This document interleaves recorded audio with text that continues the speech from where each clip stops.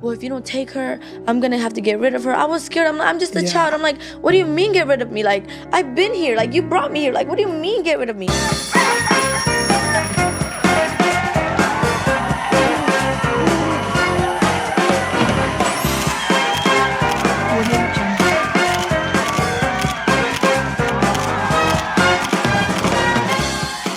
What is up, everyone? I'm your host, Alanized, and this is Noche de Pendejadas, your very podcast turned talk show en donde yo te traigo a tus influencers favoritos para platicar y posiblemente sacarle sus trapitos al sol.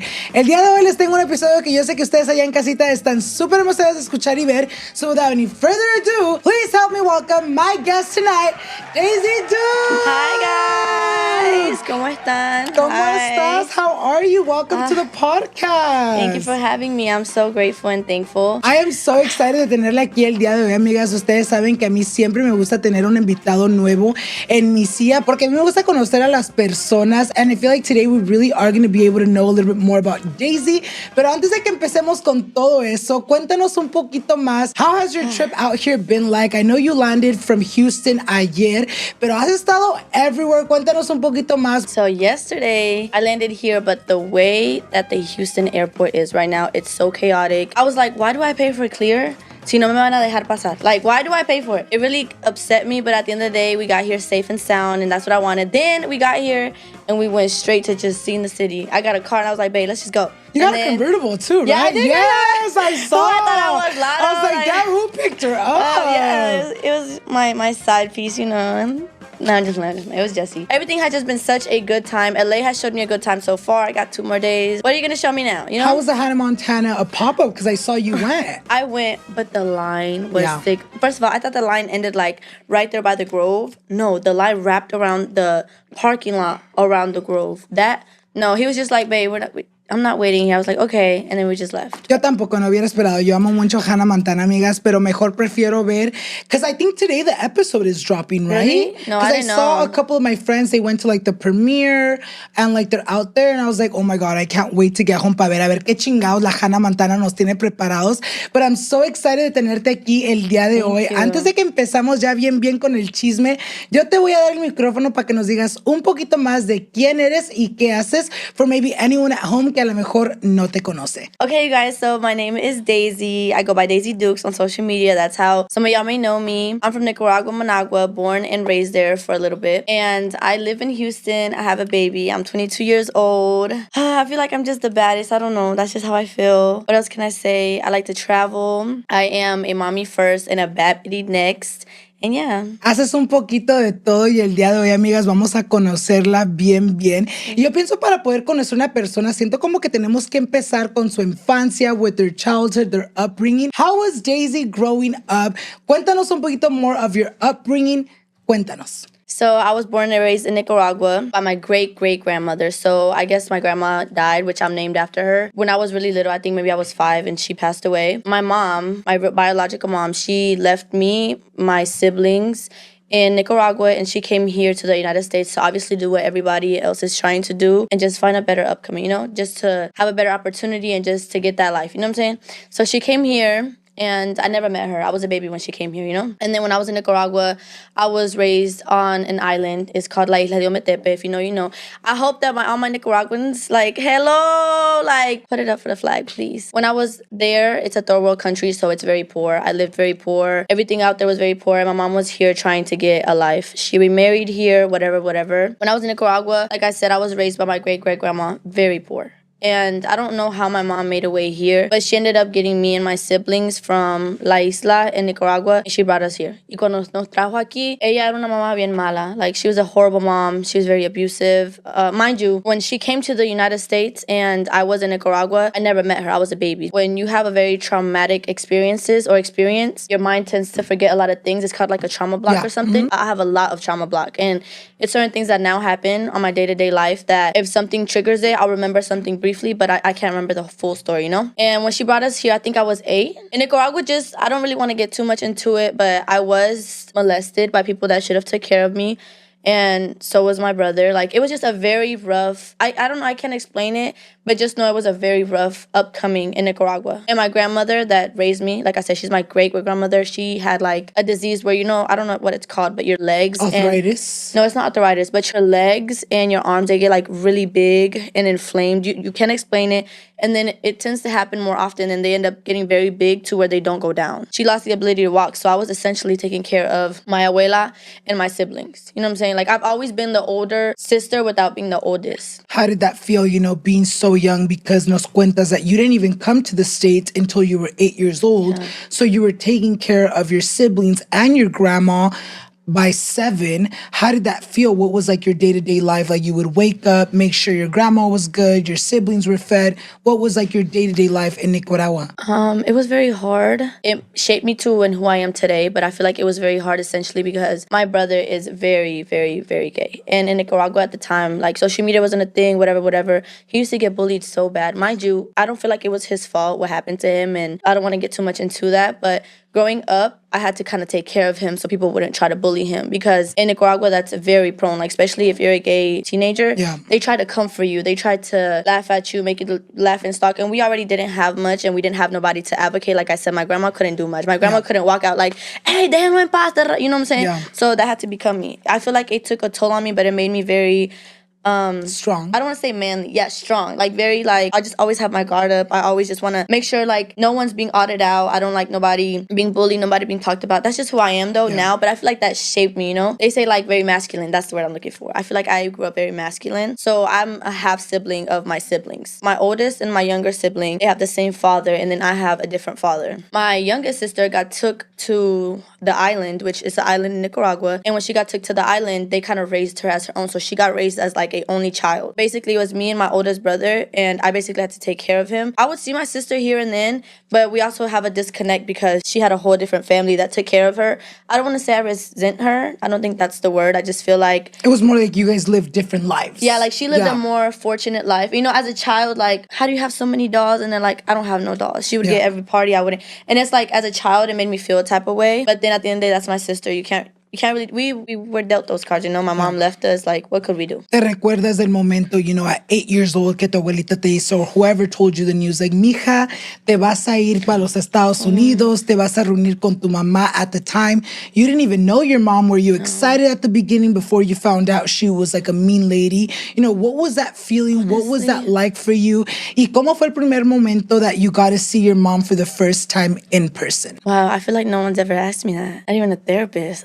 I was kind of relieved, like, oh, I'm gonna meet this lady. Like, this is the lady that says that she's sending money. My grandma speaks highly of her. In my mind, I'm like, she's probably the best mom ever. She's probably so amazing. But also behind me, I was very upset because I was leaving my grandma. You know what I'm saying? Like, the person that I've known. Mind you, she's very old at the time. She's in a wheelchair. All I could think was, like, who's gonna take care of her? Who's gonna roll her to the iglesia? Like, just things like that. I know that me leaving was probably gonna take a toll on her. Like, I was her little girl. I don't know, if you're raised by a grandma, I feel like it's different than be raised by your mom. Like, some people are even like have a mom present, but they're raised by their grandma.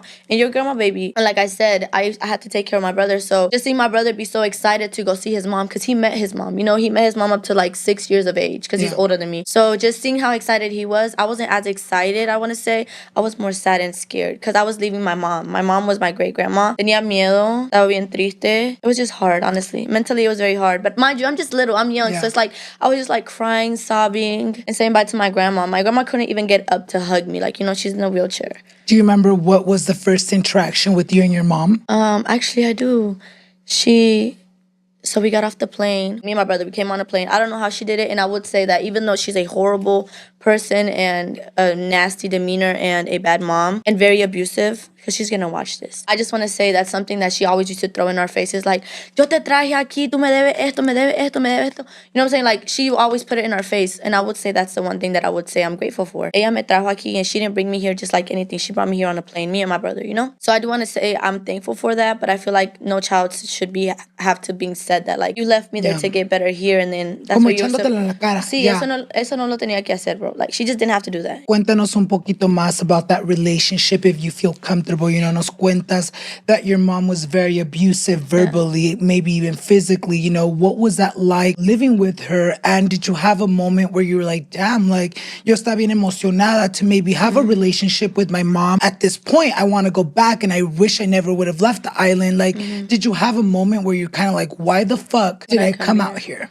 Yeah, so when we first got off the plane, I remember my brother just ran to her. Yeah. He knew his mom to a certain point where she left, and I bet she explained to him, like, I'm leaving to find a better life, whatever. And I remember when I got off the plane, I was just walking, like, scared. Like, my brother ran to her, I was just walking scared, and she, like, just hugged me, and I was just like, like, okay, like, whatever. Right when we got off the plane, we went to somebody's house in Miami. So I lived in Miami first, then somewhere named Wharton, and then somewhere named Indiantown in Florida. When we were in Miami, she took us to some friend's house, and I remember just being like dissociating, like, I don't really know what's going on. I can't really explain the feeling. My brother was so happy. She kept talking to him. She kept asking me questions like, how are you, Daysita? ¿Cómo estás? Yo soy tu mamá. Yo te quiero mucho. ¿Cómo está la vida allá? I was just confused because at the end of the day, she was a stranger to me, you know? And like her demeanor coming off of it, she was like, ¿por qué actúas así? Yo de aquí te traje. ¿Qué te pasa? Mind you, I had just met you. Like, why are you talking to me? Like, you know, like instead of trying to win you over. Yeah, she should have been just a little more softer. Mind you, my brother, like, she always did this thing where she would pit me and my brother against each other, kind of to like, okay, whenever she goes do something, you come and tell me, and then we'll figure it out from there. Like, and then whenever she'll be mad at him, so my brother was very excited, right? And then a little bit after that, where we seen that he was excited, she started to say like, oh, era amanerado. He would do like little stuff that she just wouldn't like, and she just started being mean to him. She just started being so mean, like, stop doing your lips like that. Pick the cup up like this. Don't bend over like that. Just like little things that a child, even a teenager, my brother's a teenager, you shouldn't be saying to your teenager. You know what I'm saying? Like, ¿qué te pasa, bro? Like, just chill. Like, you just met us. So that's really the first interaction. It was just like, she was mean. I was confused. I just met you. Then you started being mean to my brother. So it was just very like, what's going on here? And then after that, he started going to school. I want to say the abuse first started with my brother, and I know my brother's going to see this, and I just want to point out like a little tribute to him. Like, I know you love her, and I know that things have been very hard ever since you were little, because all you wanted was that motherly love after you feel like society was against you, and that's why you cling to her. But I just want to say you didn't deserve nothing that happened to you, and I pray that everything turns out well for you. I pray that you find a husband, a family, and I feel like I want you to live that life that you solely deserve. That's what I'm gonna say. But now let me get into that. The abuse really did start with my brother. I feel like that's where my mom kind of started to lose her marbles. At the time, it was like 2012, I want to say, like around that time. My brother started going to school. He was going to junior high. I don't know if you guys remember, but that used to be the Sperry era and Vans era. And he would always want to wear little shorts with Sperry's. Like, that's what he wanted. Also, she remarried when he got here to a full-on Mexican. He's from Michoacan. I don't know if you guys know, but a lot of men, which is going to sound bad, especially Hispanic men, they're very machistas. Yep. So if you don't do what they say, and you don't cook, food's not done when you get home, like, it's always something, you know? And she also had 2 other kids here with him. So when we came here, we also had siblings. I forgot to mention that. We had siblings that we had to kind of get accustomed to, whatever. She started seeing that he was just very amanerado, and she just hated it because that's her firstborn. She feels like that's not how I left you. Yeah. She had a lot of, what's it called? And rencor, I think it's called. Resentment. Yeah, she had like, she was just very mean to him. At first, she did not put her hands on me or nothing. And then my brother kind of started to come home, and he'll be like, oh, I want to be on the cheerleading squad. That's probably when the abuse started. I feel like my brother, after she started kind of beating on him, like, she'll hit him with like bamboo sandals. She'll hit him with spoons, like the bamboo spoons. She had a thing for bamboo. I don't know if you guys know, but Hispanic men, they have like these belts, a cinto, and they're either made of hay. They could be regular leather, but cinto piteado. They're like leather. They're kind of, and they have like the designs. They're stitched on designs. There's 2 types, and then there's some that's like hay. And she will get those belts and hit him. Like, you will see the marks on his back. Like, it was really bad. I felt bad because she wasn't doing it to me at the time. Would you do anything at the time? I couldn't, like, I was, like I told you, she would pin me against him. And now looking at that, she was manipulating her own child. So like, also, so when we lived with her and her kid, the other kids that had a dad, they would have their own rooms, and she would make me and my brother sleep on the floor in the same room. So we never had beds, and we never had like rooms where we just had our own rooms. No, me and my brother shared a room. She would be like, oh, what did Dayton do? Where did Dayton go? And she'd be like, if you tell me, I'll give you this. Or if you tell me, you can watch TV. Me and my brother were not allowed to sit and watch TV ever. We had to have the house clean. If she went around and she went like this and she'll see like dust, a beating. If she'll go and when she came back, the TV wasn't on Telemundo or Univision, she'll know we were watching TV, and then there she goes, beating on us. Like, she was just very mean. I don't know. But she'll be like, oh, what was Dayton talking about last night? And I'll let you watch TV. So she'll just try to manipulate me into telling on him. And now looking back at it, it's like I would never do that to my child. That's not love. And she was wrong, point blank, period. But at the time, I would tell on my brother to get some TV time, you know? And like as a child, I have a son now. I don't know what do you mean? Was your sister watching TV? Let me beat you. Like, you know, like that just doesn't make sense. It sounds crazy, yeah. But so she started beating on him, and then her husband started getting mad. Like her husband started getting mad that he would do like little like mannerisms, like that were like women mannerisms. The beatings really started with me and him when her husband started getting in the middle. Like, ¿por qué chingados andas haciendo esto? He was just really evil too, like mean. But at the same time, I have to understand because that's how he grew up. He didn't grow up seeing like, oh, little gay boys that he didn't grow up like that. So like I said, they're very machistas. Point blank, period. The beatings really started when I got into middle school, and she would make me and my sister braid our hair. So our hair had to be braided when we went to school, and we had to have a chaqueta, a shirt, some pants. Like we couldn't ever come back home looking different than how we left, or it would be like a whole thing. My brother started getting older, so when she would beat on him, he would grab his stuff and go to cheer practice because he still ended up being a cheerleader. He never let her stop him though. But that's why she was beating on him, because she was like, I can't control you. Like, So then, no me hace caso. She'll be so mad. Estaba enojada, estaba triste, lloraba. She started even smoking cigarettes. Like, cause she was so like, you're putting yourself through this. Like, leave him alone. Like let him fucking live his life. Like, you know. Once he started kind of like, bro, why are you hitting me? I love you, mom. Like, stop. He would get his shit and go to practice, go to his friend's house, whatever. And so then the trauma started being on me. Mind you, so at first when we lived in Florida, the other sister I told you about, she wasn't here because her dad's family were like, you're not going to want to live with her. You're not going to want to experience that. So they never let her go. My mom did this whole thing. I don't know how she did it. She's a very good manipulator, and she knows how to work her mouth to get whatever she wants. She always has. So I don't know how she did or what happened, but she ended up making police people go from Nicaragua, Managua, which is the city. I think she just made it seem like her child was getting kidnapped in the island, and she was supposed to be based in Managua, and she made police and a whole big chaos to go get my sister from the island and put her on a plane straight from the island to here. When she first came, my mom, she was overweight. My sister was just a little chunky girl. Mind you, she's just like, I was 12, so she was 11. When she first came, she was a chunky girl. You know, she's just chunky. Like, nothing was wrong with it. My mom didn't feed her. She would feed her straight, like, they call it like sopa de chile. She would feed her that so she'll have to go shit. Like, she'll feed her that, yes. Yeah, like then, laxative vibes. Yes, yeah. And then she'll make her go, she'll run behind her in the car. And my sister will run, and my mom would go in the car behind her like, keep going, why are you stopping? To make her lose weight, bro. Mind you, like I told you, remember what I told you she did to me? When I first got, she was like, why are you not acting like you love me? As soon as my sister came from Nicaragua, my sister has definitely never like heard or nothing about my mom. She got here and straight making her throw up, run every day, probably for like 3 months. My sister got real skinny, like skinny bones, nothing else. Anyway, so then me and my sister started going to school together, right? So I told you how my sister got here, right? So then my brother at the time, he was fulfilling his dreams. Like, my mom couldn't tell him nothing, like nada. Like, when I say nothing, like, she'll start trying to beat on him. He'll be like, okay, I'm leaving, bye. Like, you're not about to beat on me no more. So then she'll be angry, and she'll be like, okay, Daysi, Stacy, wash the dishes, let's go. And she'll purposely like come behind us, grab the dishes, and like act like something was wrong with the dishes, to then grab the dishes and beat us with them. Like, she'll grab like a plato, like a vidrio plato, un plato de vidrio, right? And she'll grab it, and she'll always go for our temples because they don't really bruise, but they hurt a lot. So she'll get the plate or the knife or whatever, and she'll just start going like this for me and my sister for no reason. I swear, no reason. Or like I said, my sister was very skinny at the time. Usually when she'll beat my sister would like fall to the ground. She'll like beat her on the floor, like kick her in the head. Or when she'll be mad after she'll felt like some type of battle for either making us bleed or making us like some type of sound, she'll be like, okay, now go to the corner, and she'll leave us there all night while she's watching TV. Like, and I remember this vividly because I think that was when El Señor de los Cielos would come on. Do you remember that? Yes. Like when it first started coming out? Yes. Yeah, so when that show would start to come on, she would either have me washing the dishes or cleaning up after, and it'll either be my sister cleaning and I'm in the corner after she beat us, or something like that. And then it got so bad that my brother wouldn't even come home. Like, I think that's what kind of started driving her to edge, was her husband saying, oh, your son's this, and then her son not caring. Like, he wasn't ever going to change for her. Like, he just wasn't. It started getting to a point where after, like, we're done cleaning and she'd already got her beatings in for us, whatever, she'll sit there and she'll make my sister and I either rub her feet or rub her head. And if we didn't do it how she wanted, or if she caught us looking at the TV. And I know because El Señor de los Cielos used to come out at 11, and it'll go out from 11 to 12, and then after that it'll be like some show that doesn't come on anymore.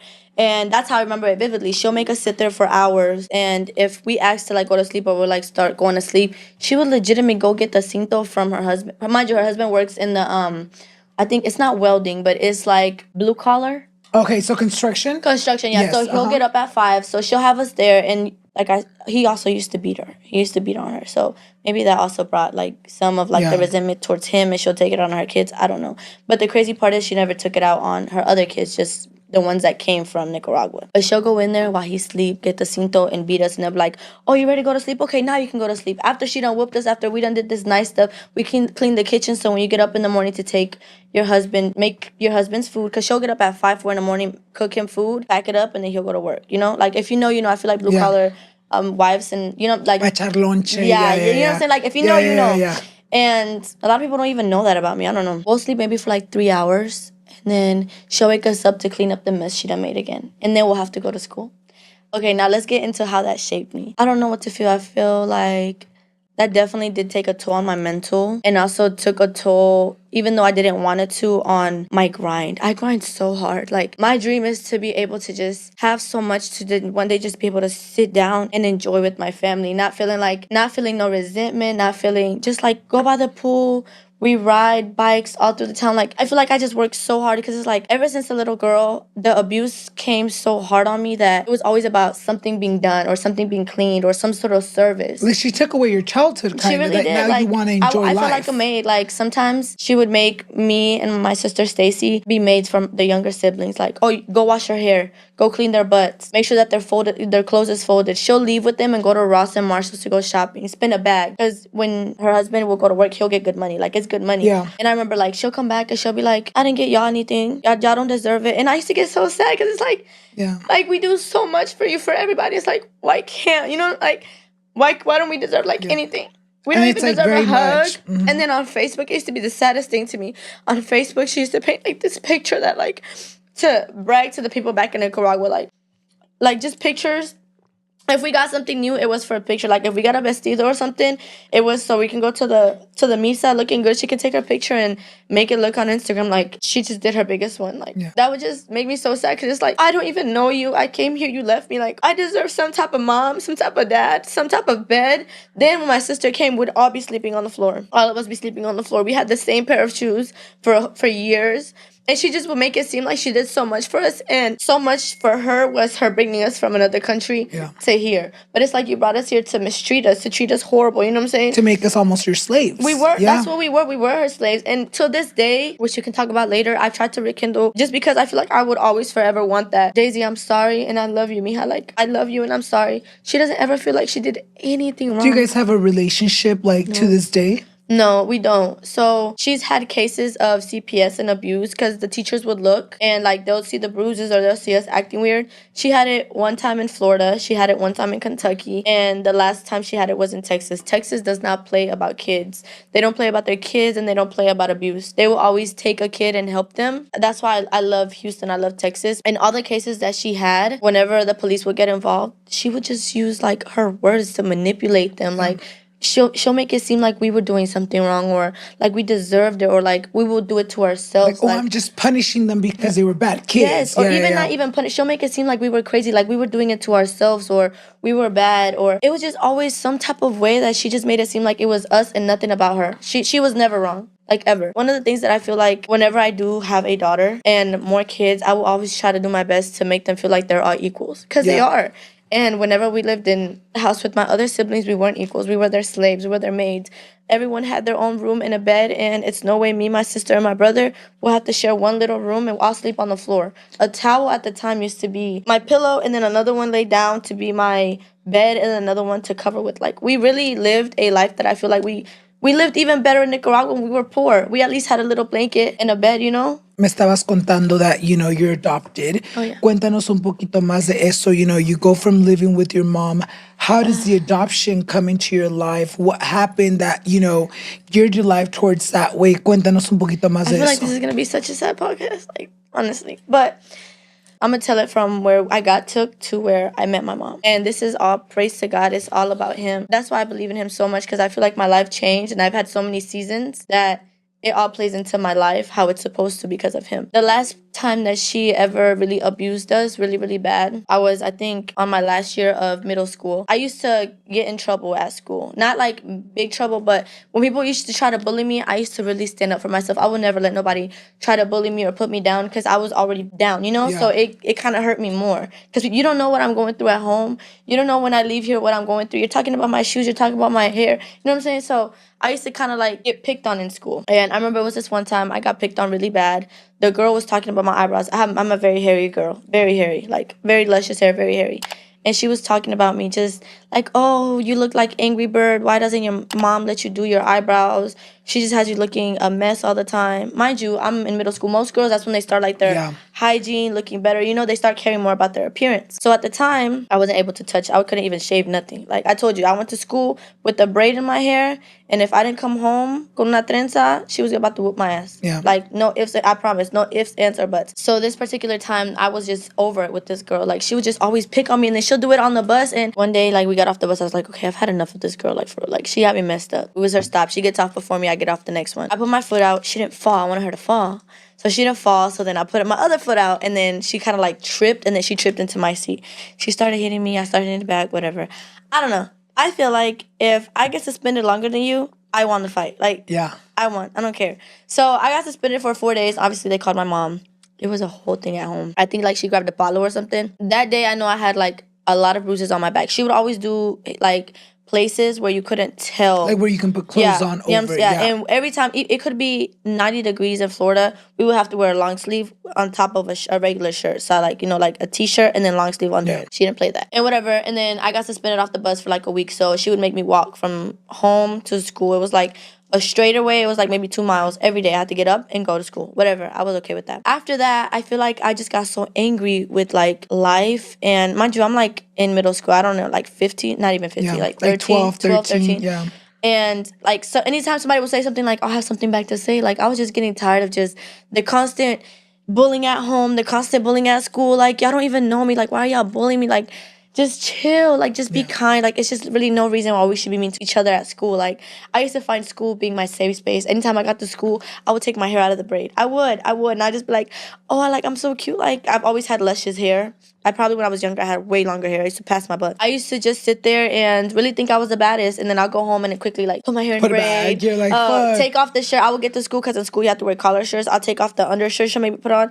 And then but like, I just wanted I didn't have much. I had the same shoes, but I would see the other girls do it. And I want to be like that you too. wanted to feel better too, about like yourself. at school, because at school I wasn't being supervised by her. At school, she's not telling me like, oh, behave like this, or haz esto, haz esto. You know what I'm saying? Like, she wasn't there to bully me. But at school, then I started getting more bullied. And I was like, I'm coming here to get away from the bully. Y'all are bullying me too. So I started getting in trouble. I started talking back to teachers. Like, they used to like tell me like, oh, I couldn't go to the restroom, and I used to want to go to the restroom to just run the halls and talk to my friends, like the 2 little friends that I had. I would say there's 2 times that when we lived in 2 different places where I had a friend and they knew about the abuse, and they would try so hard to make me like feel loved. One of my friends actually from Kentucky, where she was really beating us at the time, because it was a new place. She felt like schools didn't know nothing. I made this friend, her name was Asia, and after I blew up on social media, she kind of found me, and then we kind of rekindled. She flew out here, we hung out, whatever. First of all, the ISS teacher knew me. His name was Mr. Banks. Shout out to Mr. Banks. The principal knew me. They always thought like I had so much charisma and I was very talkative. They asked me personally, they were like, we want you to go to something positive. We want to take you to an impromptu speaking where basically they'll give you something to talk about and you have 80 seconds to talk about it. And if you come out with a good dialogue and a good session, you win. It was a school thing. It was like an actual like scholar thing. I've always been very smart. When I came here, I learned English in 6 months. Like, I've always just been very smart, and I always didn't want to have no shade. I never wanted to have that heavy accent. You know, usually when you learn Spanish, you have that like heavy accent. I didn't want to have that, so I used to get on the Rosetta Stone and just sit there and just everywhere, just sit there, learn. So when they asked me to do that, I was so happy. I was like, somebody's seeing like my potential. Somebody cares about me. Even if it's just a teacher that doesn't know me for real, even though they see me fighting and ISS, they believe in me. You felt seen. I felt seen because I wasn't being seen nowhere. I took the paper because it was like a school trip. So basically, you'd leave for 2 days. You'd still go back home every night, but you'd leave from as soon as you got home to like 8 at night, and then the bus would drop you off at your stop at home. And I took it to my mom, and she had to sign it off because it's still a field trip. She ripped it up in my face, and she said, "You're good for nothing. You're not going nowhere. You don't deserve that. Eres una pendeja. ¿Tú crees que tú puedes hacer esto?" She was just mean, like. And I was so bummed out, man. Like, I won't even lie, I was so bummed out. Like, damn, the only reason why I agreed and was like, I can do it is so she could be proud of me. And I could feel that sense of like, you know what? Maybe she's not proud of me because she maybe feels like I'm not doing nothing. Mind you, wanted her to see what the teacher was seeing. yeah, like that I was smart. Mind you, anywhere we went, if it wasn't like for the cleaning and stuff and she needed me, she'll take me because I was her translator. She didn't really know English like that. So anywhere she'll take me to the Western Union. She'd take me to her lawyers. One time she got in an accident. I was always the person on the phone talking for her. Always, because I've always been able to speak English fluently. After she did that, I'm not gonna lie to you, the next day was the day for us to go. I signed the paper myself. I will never forget, I had these red Pumas that she had got us like 2 years ago. I got the red Pumas. I had this dress on. It had stripes. I probably got the picture somewhere in my Snapchat. I'll show it to you. Oh, I had a Snapchat because I had a little boyfriend, and he knew what was going on at home, so he gave me a phone to talk to him. I didn't have no Wi-Fi when I got home, but I had Wi-Fi when I was at school, so I could talk to him. I went that day. I won. I got 3rd place. I didn't win 1st place, but I won. It was like, 16 kids, and I got 3rd place. That means that they thought I was good, you know? Mm-hmm. So she was probably at home wondering where I was. I came home. That was the worst beating of my life. She made me bleed. She had me on the floor. She was kicking me. At one point, she was like, her whole body weight, both feet were on top of me. Like, it was just a very excruciating experience for me. That night was probably the worst night that she ever beat me. I had a black eye. I had like this collarbone right here. Like, first of all, it's hard for your bones to bruise. Yeah. You can tell this bone right here was bruised. My head was swollen. Like I said, I had a black eye. So first I got home. So first I told the librarian, I forgot her name, but she'll probably remember. I told her, I was like, I'm scared to go home because maybe she doesn't know where I've been all day. Da, da, da. So she came with me to knock on the door. When she let me in the house, as soon as she closed the door, she started the beating right outside the door. And then she took it to the living room. She took it to the kitchen. Whole time she's beating the crap out of me. It wasn't like a normal beating. I don't want to really talk about it because I don't want to relive it. But I remember it was horrible. Like this whole time her husband was right there eating his taco. Just eating his food like nothing. The 2 other siblings, she did have them facing this way so they couldn't really see what she was doing, but they could obviously hear. And then my sister was washing dishes right here. Like I told you, we were either always washing dishes, rubbing her, or cleaning something. We were never just able to just be in our room and sleep. After that happened, I won't lie to you, it was kind of scary. She grabbed my sister, and you know a knife has the thing right here and then the handle. She grabbed the handle, and I told you she always went for our temples. I don't know why or what, but she grabbed my sister, flipped her over. My sister was a twig, so she was easy. She was like maybe 80 pounds. She wasn't even 90 pounds. She was like, did you know where she was going? Da, da, da, da. Tell me right now. Or like I told you, she used to try to pin us against each other. So my sister ended up telling her like, I did know, but she was just so happy to tell you. My sister got a bad beating too, but she didn't get it as bad because obviously she didn't go. You know what I'm saying? So then the next day school comes. I didn't go to school. That's never happened. She always made sure we attended school no matter what. I didn't go to school, but my sister, I was just kind of confused, like, why am I not going to school? And then another day passed. I didn't go to school. I think it was Wednesday. Mind you, all these times I had the black eye, whatever. Still to this day, she had me rubbing her feet, doing her head, cleaning up. And then she let my sister have it. Like, no, go to sleep, Stacey. You're good. Trying to make us want to pin each other against each other, right? Like, you're the bad child. You, Stacey, you're good. Yeah, but even though she hated the both of us at the time. Like, I don't know. That night on Thursday, I told my sister, I said, Stacey, if I don't go to school by Friday, give this to Mr. Banks, my SS teacher. He was the only person that knew about the beatings. But I told him, I was like, please don't tell no one because this has happened in 3 other states and nobody does nothing. They give us right back. I was like, please, Mr. Banks, she's just going to move away to another state and just take it on us again. Was that scary for you? Like, to like be like, you know what, I'm going to take my chances, almost tell on her, but this can also result into like an even bigger beating? Because it happened. I've tried to tell on her before and it just got flipped on me like I did something wrong. Like I was the person, you know? So I gave it to my sister. My sister was scared. She was like, Daisy, I don't know if I can do it. Like, then if she finds out, you know what's going to happen? I was like, Stacey, like, please. Mind you, the day before, we were on the phone. I told you I have a different dad than my siblings. She was on the phone with my dad. He lives in Miami. And he was like, if you don't take her and you don't claim her or else, like, I felt like she was going to kill me or something. So on Wednesday, when my sister got home from school, I told her, I was like, Stacey, no, on Thursday. All that day on Thursday, I was with her. So we were in the car and she was on the phone. And then that same day, she made me pack up all of my stuff, like everything. I was just like, why is she doing this? Like, I haven't gone to school in 3 days. Every time she beats us, we'll still go to school. I was just very confused. And so I gave it to my sister, whatever. Mind you, at the time of all of this happening, she was on the phone with my dad, and my dad was like, I'm not taking her.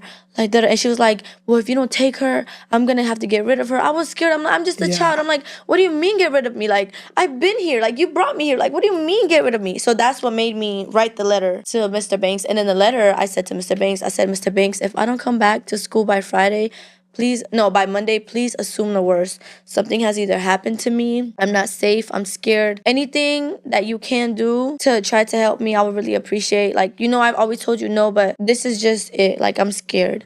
So then those 3 days were hell. And it was hell for everybody. It was hell for my brother.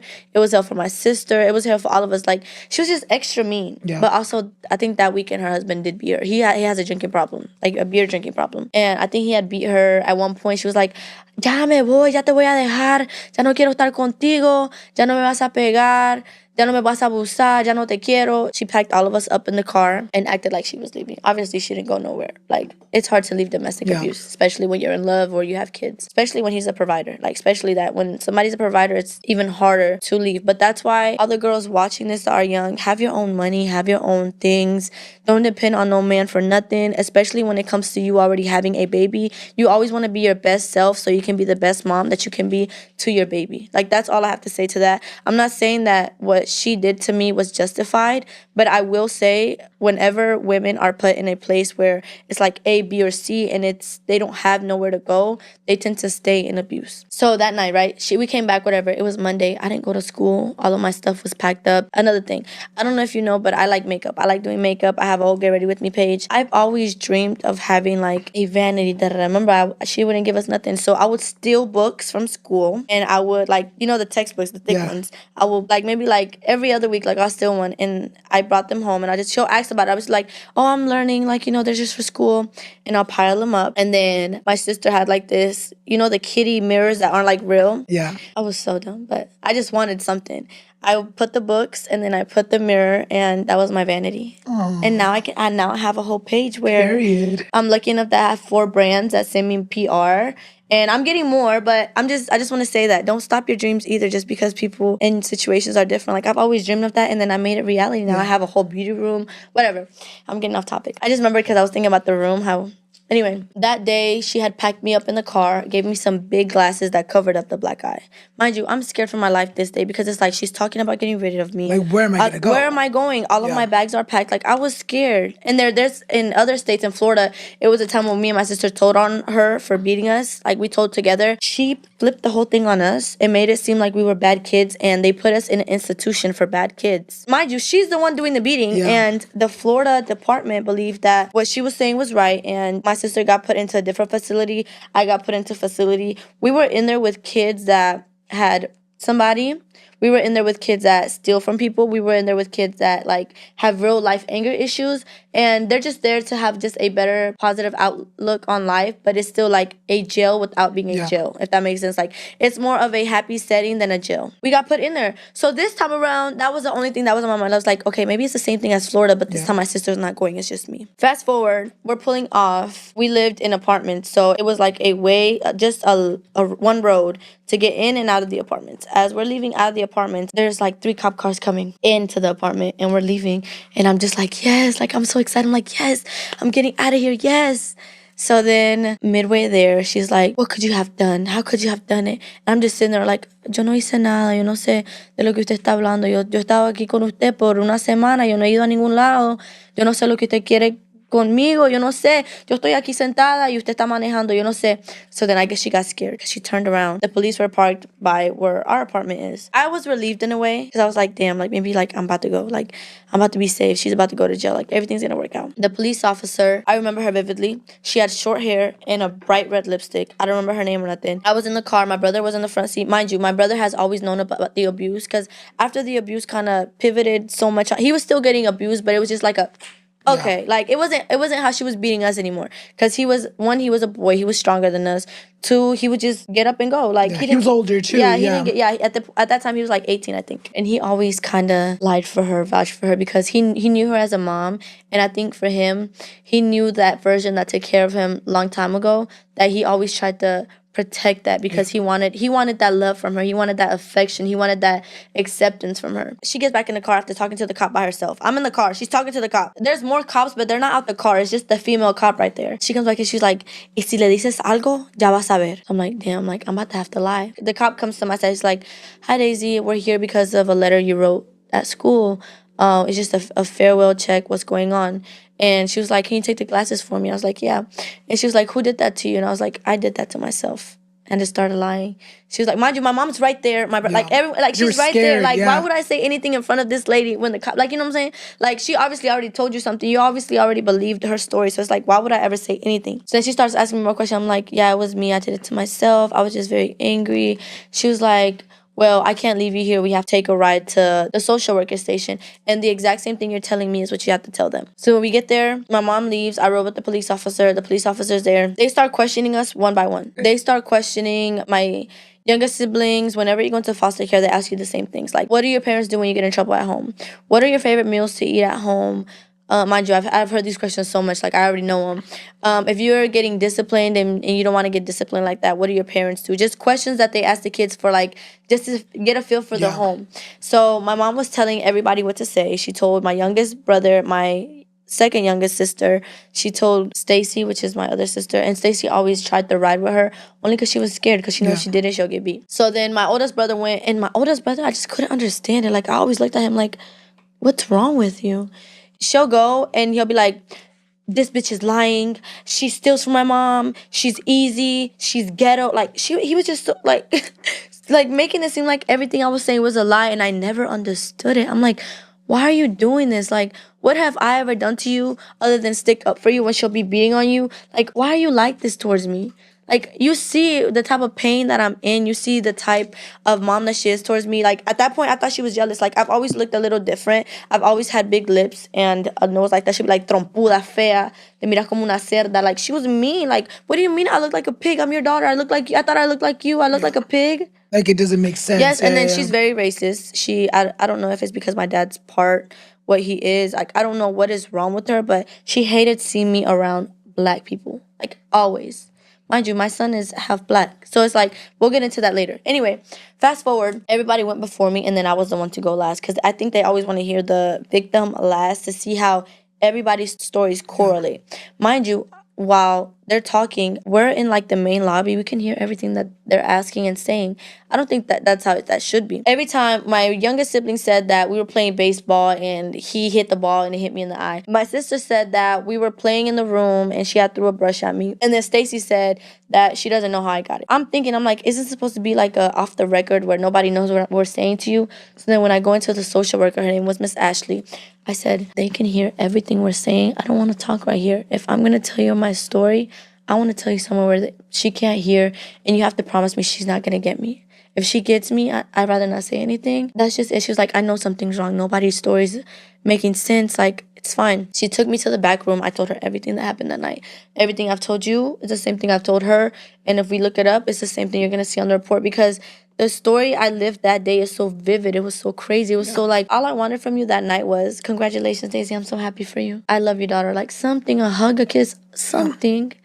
That day was the last day I seen her, like, on the record. Like, after that day, I officially went into the system and I became a foster kid. After that, it was maybe a year, not even a year, maybe 5 months. I was in a facility where it's called Kids Harbor, where kids go whenever it's like a pending, like either your parents' rights are either going to get taken away or you're going to go back with them or you're going into foster care to find a foster home. Like, it's like in the process. Yeah, it's in the process. So it's like, there's kids of all types. There's kids that did something. There's kids that are hiding from their parents because their parents sexually abused them. Like, it was just, everybody's story in there was different, and we all had one thing in common. We just wanted to feel loved and safe. So everybody there, like the staff that works there, I also have a couple of staff now that message me and talk to me, and an amazing time. I've always been very charismatic. I like talking to people. I like being around people. I've always been a leader. I've always been a leader because I feel like everything that I've been through, you know? So I've always had to kind of lead.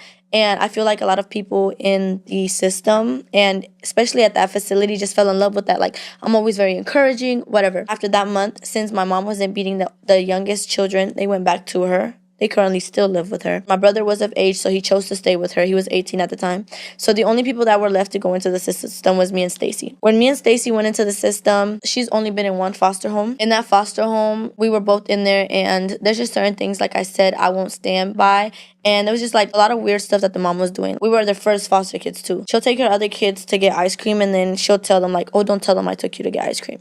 Your first foster parents? Yeah. Okay. So I'm sitting there like, I thought this was supposed to be like a better place. Like, why is she doing that? Like, even if you told me, I would have not cared that much, you know? Like, after that, I decided, I told our social worker, I said, I don't want to live here anymore. This isn't the type of home or environment that I want to be around, especially after I promised myself if I ever got away from my mom that was horrible to me, I wouldn't stand for anything. Like, you know, like nothing, nada. Like, if I was gonna go find the life that I wanted to live, it wasn't gonna be something similar or less. No, it was gonna be something better because that's what I wanted, you know? Well, my sister is not very vocal. She's a mojigata. You know what that is? No. A mojigata? Oh, that sounds so familiar. So basically, like, she's the type of girl, like, she might not say it in the moment, like, oh, this is bothering me, but she's gonna, like, use that at her advantage, like, okay, this is what you're doing, this is what I'm gonna do. But I'm not like that. But so she was okay with just being like, okay, because here, mind you, oh, that was one thing. We had our own rooms, our separate rooms. We had beds. We had, paintings on the wall. We had dressers. We didn't have a TV,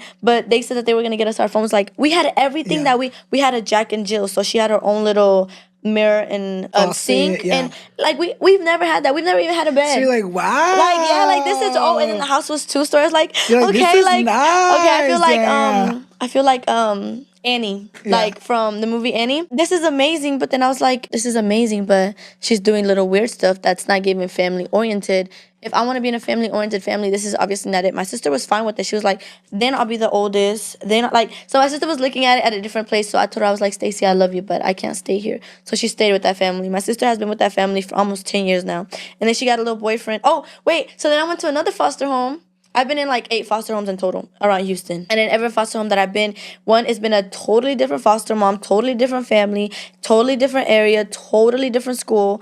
And along the way, I've always like met people. And that's another thing. I've played volleyball. Like, I love volleyball. I've played volleyball in many places. Every school I've tried out, whatever. So my sister now, she's kind of like out of the story for a little bit. Like, exit. Yeah, she was happy. She was living. She was the oldest. Like, she was living her business. I went to another foster home where I feel like this is taking so long, but it's crucial. No, it's crucial good. to how I met my adoptive parents. I went to this foster home. They were 2 really elderly people. They had a very big house. One of them was out of the Marine, and one of them was out of the Navy. They were like in their 80s. And all I could think about was, I had a mom that had so much and could do so much, and she wasn't even willing to give me a hug. Then I meet these 80-something-year-old people that have dedicated their life to serving others and helping their country. And they had 5 kids. One of them was on dialysis. One of them, they had autism, but it was like very bad. And then they also had something with their joints. But the girl was 5. So she had a mentality of a 2-year-old, but she was 5. They had adopted 2 African-American kids.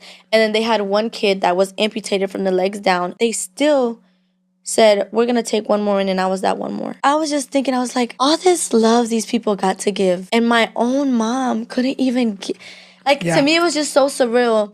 And they had a pool. I had my own, no, I didn't have my own room there. I had to share the room with the girl that had dialysis, the girl that got adopted. So basically, it was 4 girls, 1 room.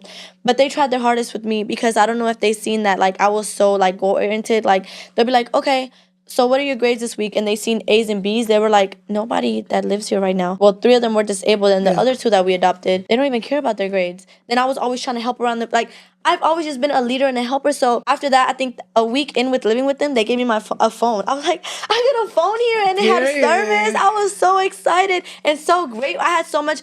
I was like, yeah, I'm sharing a room with 4 other girls, but they didn't give me a phone. They said, Daisy, you want to do volleyball? We'll pay for the classes. We'll pay for the everything. Like, mind you, these are 80-something-year-old people. There's people here that have so much love to give. And then eventually, once you go into foster care, and it's either my mom was either going to win us back or her rights were going to be terminated. Her rights got terminated, so I officially got asked, do you want to stay in foster care till you're 21 or do you want to get adopted? I'm not going to lie, I've always craved a family. I don't know, I've always craved a family and I wanted that bad, so I went to adoption. So unfortunately, I had to leave that foster home. When I left that foster home, I had a failed adoption. I don't really want to talk too much about them. After I went from that failed adoption, I went to another foster home and she was very strict. Like, it was a girl in there that had some sort of like sexual disease, and she'll be like, you can't drink out of this cup, and then she'll tell everybody her business, and then after she'll tell everybody her business, she'll buy like fruit and she'll be like, if you want to eat, you gotta wait till like, I was in the military, like, all these girls are trying to get away from something that happened, and you're talking about you can't eat at a certain time, you can't you can't touch her door. Yeah, it was like too strict. Too strict. Yeah. I wasn't doing that either. I was like, caseworker, I can't do this one either, please. Like, where else am I going? I was willing to take a risk anywhere until I found that family void that I wanted that I didn't have. Then after that foster home, I went to another foster home in Humble, Texas, where I was living with 4 ghetto, and I'm not saying ghetto in a way like that's like, oh, you're ghetto, bye girl, like you're too ghetto, like loud. No, they would go to school and literally give sloppy toppy to people for a bag of chips. But that's because the woman that we were living with didn't really care. Like, she'll let them do anything, and then she had a favorite. Like, she'll be like, oh, if you tell me what the other 5 are doing in the house, I'll give you some chips, or you can leave, or I'll pay for the movies or something. Like, she'll try to do that. And it just reminded me of my mom. I was like, she's trying to pin all these girls against each other when all of these girls, obviously the girls that were doing that, was 2 of them. The girls that were doing that had got some sort of sexual abuse within, you know what I'm saying? So, because usually that's why people gravitate towards that. It just made me think, like, this lady doesn't give a fuck about them. The only thing that we had to eat was chili every week, ramen noodles, or nachos. Like, why are we not sitting down having... Then we had roaches. And then you had that, like, great experience with those older people. With the people that... Mind you, some foster parents that get foster kids, it's off for the money. It's off solely for the money. So it's not even about the experience that I had with them. It was more about the thought that these people have lived most of their life giving back to people, and they're still trying to help people. And then you got this lady that would steal the other girls' clothes because she wanted to look... She was in her 30s. Wanted to look younger. She's not doing nothing for the girls. All she's doing is literally getting the money and letting them live there and do whatever. Like, these girls are throwing their life away. One of them got arrested at school. I think they had tried to steal one of the teachers' phones. Like, it was just too much. In my head, I'm thinking, I'm like, they're doing this because the people that are supposed to be, like, encouraging their lifestyles, healthy food, healthy living, is just sitting there like, okay, go do whatever you want. They don't care. They don't care. So that wasn't the foster home for me. Left that one in like 3 months. When I was in the first foster home, I don't know how I forgot this. There's this camp. It's called Love Fosters Hope. And they basically, every summer, the whole month of June, every week here, 1 to like 5, and then from like 7 to 12.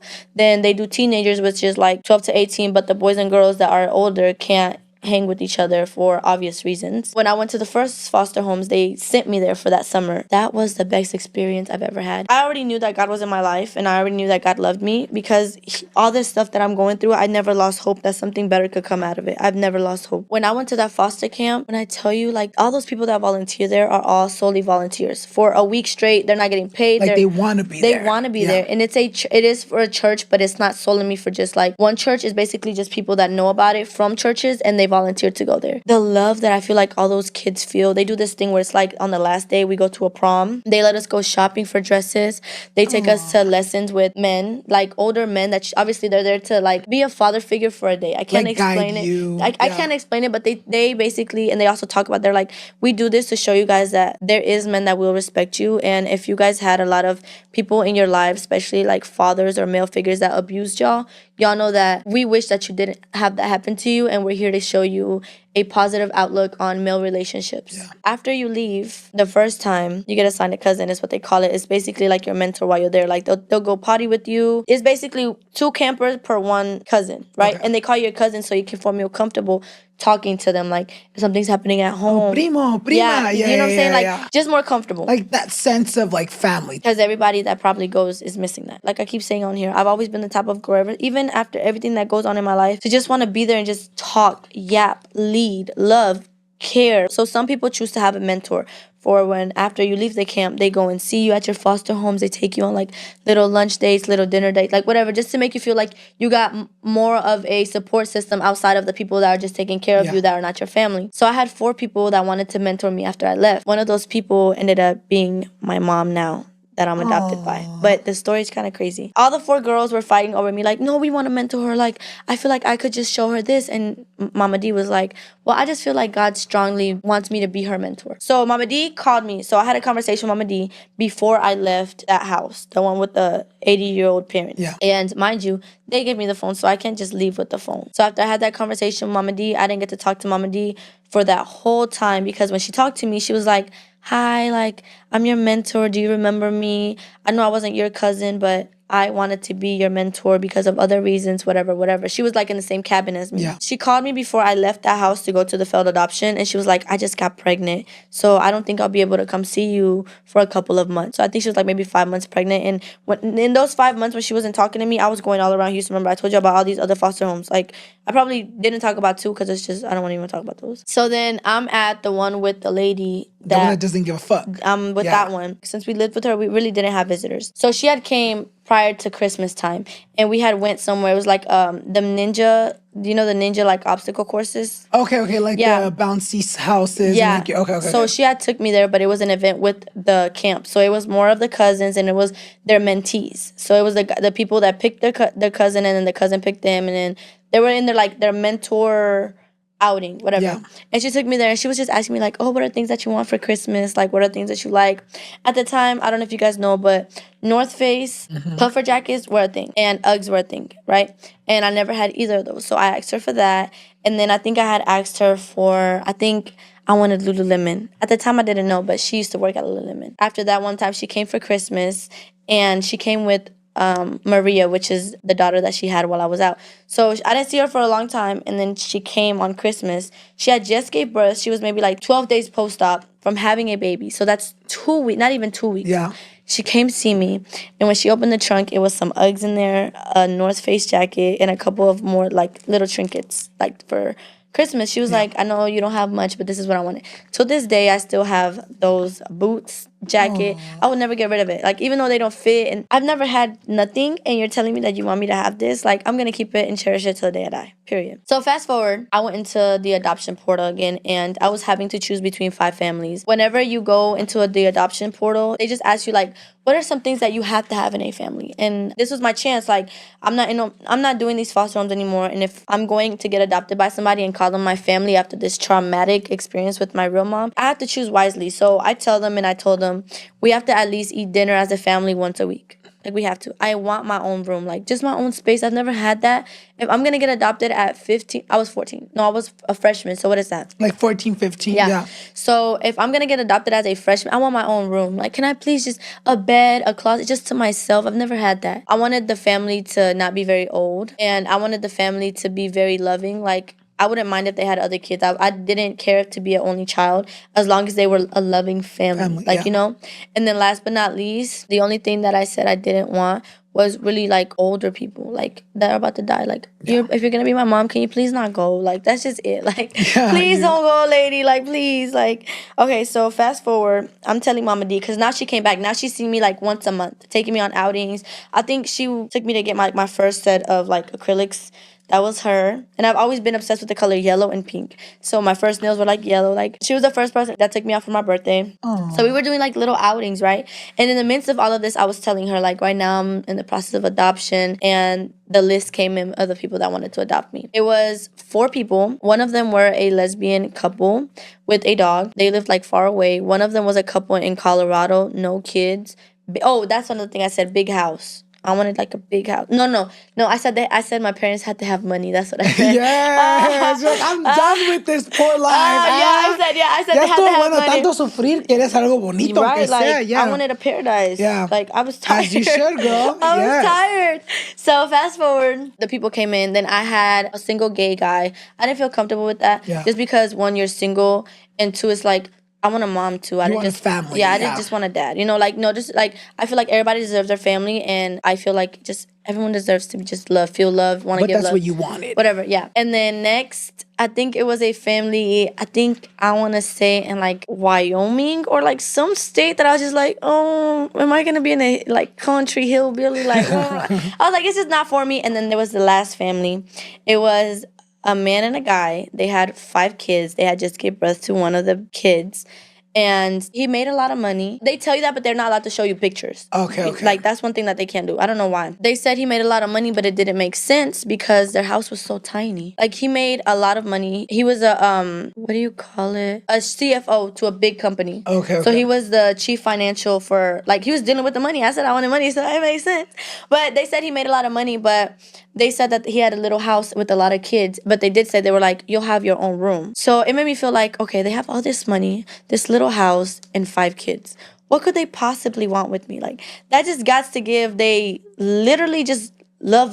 They love family. They're family oriented. They gotta be having dinners together. Like, they have to. 5 kids, you're not having no dinners together. Mind you, at the time, I was living with the lady that didn't give 2 nothings about us. And I remember I was living... I could show you. I want to show you videos. No, you're gonna have to send them to me so we can put them on I'm gonna here. show y'all. I'm gonna show y'all. And so on this side, I was roommates with a girl, and she was very artistic, had paintings, but she was very rude. She was like, she just felt like she was just that. And like I said, I didn't have much. And at school, like, she had hella friends. Like, at school, she was like, I don't want to say she was popping, because at the end, like, she was in foster care. Like, when you're in foster care and people know that about you at school, you have like a certain look. Like, people either be like, oh, pobrecita, they feel bad for you, or they're like, she don't got nothing. Like, we can't, you know what I'm saying? And she was one of them girls that, like, had a group of friends. Like, they'll pick her up, go take her to the movies. Like, she had, like, purses and shoes. She had, like, a good social life. Yeah, that's what it's called, And then I remember, like, she was a little older than me, so I used to try to mimic her. I would try to go thrifting when I had, like, a little bit of money. I would, like, put them up. Like, I just tried to make it seem like I had stuff, even though I didn't really have nothing, right? And I remember I called Mama D, and I'm only talking about what I had because the girl was, like, laying down when I called Mama D.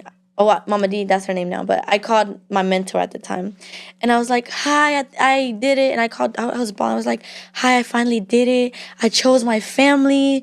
I'm so excited. I can't wait for you to see. Like, I'm kind of nervous. They haven't told me nothing. She just told me that she's going to put the approval in. And she was like, okay, what family did you choose? I was like, I picked the family with the little house. I was like, the husband makes a lot of money.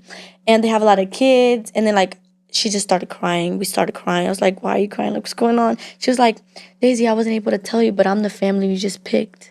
Aww. So then it turned like a big thing, and then we're sitting there on the phone. I'm like, are you serious? So then I hang up, and I'm like, no, like, she's lying. Like, this is not real. Mind you, I treated her whenever she was my mentor, like, my bestie. Like, I'll tell her, like, I'm like dating this girl. Yeah, like, I'm dating this. At the time, I was dating a girl. I'm on the volleyball team. Like, I would just tell her everything. So hearing that this whole time that I've been venting to her about how stressed about finding the right family, this whole time she was getting the paperwork done to be able to be my mom. Y no te había dicho nada. No, nada. I didn't know. I didn't know so it was nothing. Literally fate and God. That's why I feel like everything that's happened up to this point is literally God. I think, like, we talked again. I was like, why didn't you tell me? She was like, I wasn't allowed to. This is so crazy. Like, we just had like a moment, like a bond. We were crying, whatever. Fast forward to that, maybe like a week later, she was like, I'm getting approval right now, and boom, they brought me to Cali for a month. We had a beach house. Mind you, I've never met her and her husband. Like, I never met her kids, only Maria, because she had to bring Maria. She was a baby. It was just crazy to me how then after we heard that I picked her and she picked me, it wasn't awkward at all, because usually whenever you get adopted, you start off with phone calls. After phone calls, you do... To, like, ease you in. Yeah, everything's easy. And then you do visits. Then you do, like, outings, then you do like stayovers. With her, we didn't have to do all that. That following week, she got the approval. She was like, we're taking you to Cali. I was like, what am I going to Cali for? Like, what's in Cali? I met like my grandparents, Pops and Grandma Alice now. Like, it was just crazy. Like, now I'm in Cali, look. Aww. Period. But anyway, like, that following week after we got the approval, they brought me here. They took me to Hollywood. They took me to Rodeo Drive. Like, they were showing me things that I'm like, I'm not poor anymore. Yeah, it's like we made it out the trenches. I'm like, is this real? Like, I have my own. Then I had my own room at the beach house. At the beach house. Then on top of that, at the beach house, I didn't know what Lululemon I knew Lululemon, I didn't know what Athleta was. Okay. She had got me a bathing suit from Athleta. Like, I just felt like I was her. I was like, they're not about to talk about me at school no more. Like, everything's litty gritty. Like, yeah, we lit outside. We just had fun. We came to Cali, and it was just so many different things. Like, so many conversations. Then after Cali, I was already in college. Like, I was just doing so many things that I never thought I could do. Like, your whole life changed completely. And then on top of that, it was like, I don't think that they ever wanted me to know this, but I think that the twins, so I have sisters, so it's the twins, and then it's Sophie, which is under the twins, and then Maria, which I have like a joke with Maria. I feel like you were born into the family, but I was brought at the same time as you. So we're like, at the same time, we're right twins, there. Yeah, in a way. And then my mama D just had another baby. Her name's Ruby. And At the time, Ruby wasn't there, but I think that they moved the twins from that room and put them all into one room to where the girls were sharing. It was 4 of the girls. Mind you, they're younger, so I don't think they see anything about it. But they moved the girls from one room. It was a 3-bedroom house. It was really small. And then the door was yellow of the house, which was crazy. I'm like, that's my favorite color. Like, what's going on here? They made that room and they let me express myself within that room. Like, it was just so magical to me, honestly. I love that. And after hearing your whole story and everything you've gone through, I'm so glad that you eventually got your happy ending. You know, what piece of advice can you give anyone watching right now that has gone through anything similar or is currently going through, you know, not feeling loved by their biological parents, or if they're in the system where they feel like maybe they will never find a family or the love they're looking for? What piece of advice can you give anyone watching? Well, first, like, just a baseline, I feel like there's no such thing as a perfect family. I feel like there is toxic things within families, and that's when I feel like you need to make your choice whether this is the family that you want to stay in, or do you want to find a family, or what looks to you as family is not what's going to look to me as family. So if your family are your friends or even a coworker or something like that, then that's what it can be. But I don't advise nobody to stay in a toxic household at all, because one, it will drain you and it will keep you from things that you don't know. You might have goals out there that as soon as you step out of that, you might get straight into your dream, whatever it is. Whatever your dream is, you can get into it. And then on top of that, there's no such thing as a small dream. I feel like if you can imagine it and you see somebody else do it, you can do it. Like, whatever you want, you literally can do. You just got to do it. Like, if you don't do it, how would you know if you could do it? Like, you know? Raise your hand if you've been putting off a dental cleaning, an annual checkup, or honestly, any kind of doctor's appointment. Yeah, girl, my hand is up too. When something seems off, I usually doom scroll my symptoms, self-diagnose using the World Wide Web, spiral quietly to myself, vent to my partner, but don't do anything about it. Does this sound familiar? This year, we're doing things differently. We're finding doctors we love and booking appointments with ZocDoc. ZocDoc is a free app and website that helps you find and book high-quality in-network doctors so you can find someone you love. We're talking about booking in-network appointments with more than 150,000 providers across all 50 states. Appointments made through ZocDoc happen fast, typically within 24 to 72 hours of booking. You can even score same-day appointments. The next time I need to book an appointment, amigas, ustedes saben perfectamente que lo voy a estar haciendo through ZocDoc. Stop putting off your doctor appointments and go to ZocDoc.com/Alan to find and instantly book a doctor you love today. That is ZocDoc.com/Alan. ZocDoc.com/Alan. Thanks to ZocDoc for sponsoring this message. Thank you so much for opening up about your whole childhood and upbringing. Yo quiero platicar un poquito más de ti. Obviamente ahorita te vemos all over social media, but it wasn't always that way. Cuéntanos un poquito más. What made you get into social media? What in your mind was like, you know what, voy a agarrar mi teléfono, me voy a grabar, voy a postear, porque chinga su madre, I feel like people might love to see me online. Tell us a little bit about your upbringing on social media. Okay, I was in college. So after I graduated high school, I went to college. When I was in college, my account had like 1.5 million followers. It got deleted. As soon as I got to college, I was like, bro, like, it's no way. Like, am I really? I went to school to be a social worker / it was either going to be a social worker or a cardiothoracic surgeon. Like a cardiologist. Like for the heart? Yeah, but they do the surgeries. But I kind of started to lean more into being a social worker only because I was like, I can help so many kids probably. How it really started was I would be remember the house that I told you where the lady didn't give a fuck? So I found a phone. So I don't even know where I found the phone. And I downloaded TikTok. It used to be TikTok and Dub Smash. And that was when Charlie D'Amelio started going viral. And it was like, Renegade, Renegade, Renegade. I started doing the Renegade. I started dancing to all of his songs. Back then, TikTok, whether y'all like to say it or not, TikTok was more fun when you could just dance, post, and not care about it. And go viral. And that's how I used to do it. I used to post like 16 TikToks a day. 16 of me dancing. I used to dance in school. I used to dance in my volleyball outfit. I used to just dance all around. I just love dancing. I've always loved dancing. Anybody that's watching this, they can tell you I danced my whole pregnancy. I just like dancing. That's how I blew up. When I got adopted, I didn't tell my story or nothing, but when I got adopted, I posted a video. Because remember, she got me straight from the foster home where the lady didn't care. She got me and took me to Cali. Then after that, all we had to do was wait like 5 months, and then she adopted me. When she adopted me, I posted a video, and I've always just done little vlogs of just like anything. But that vlog that day, it was just different. Like, the way I was recording, the way I was posting.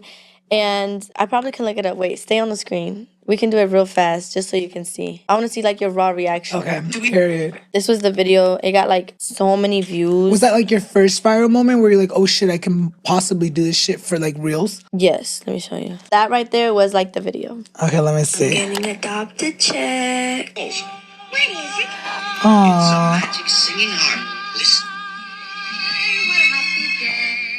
It was November 22nd, the day I got adopted, right? My son was born November 24th, which I feel like, I don't know, I feel like everything in November was just like a moment. Like, my grandma was born November 8th. I feel like everything just, I don't know, I just feel like everything in my life has happened in a sequence where it was all God's timing and I can't rush it. Even now when I get in my head, I'd be like, why are you rushing it if he has literally everything you've ever thought of, you've gotten. Yeah.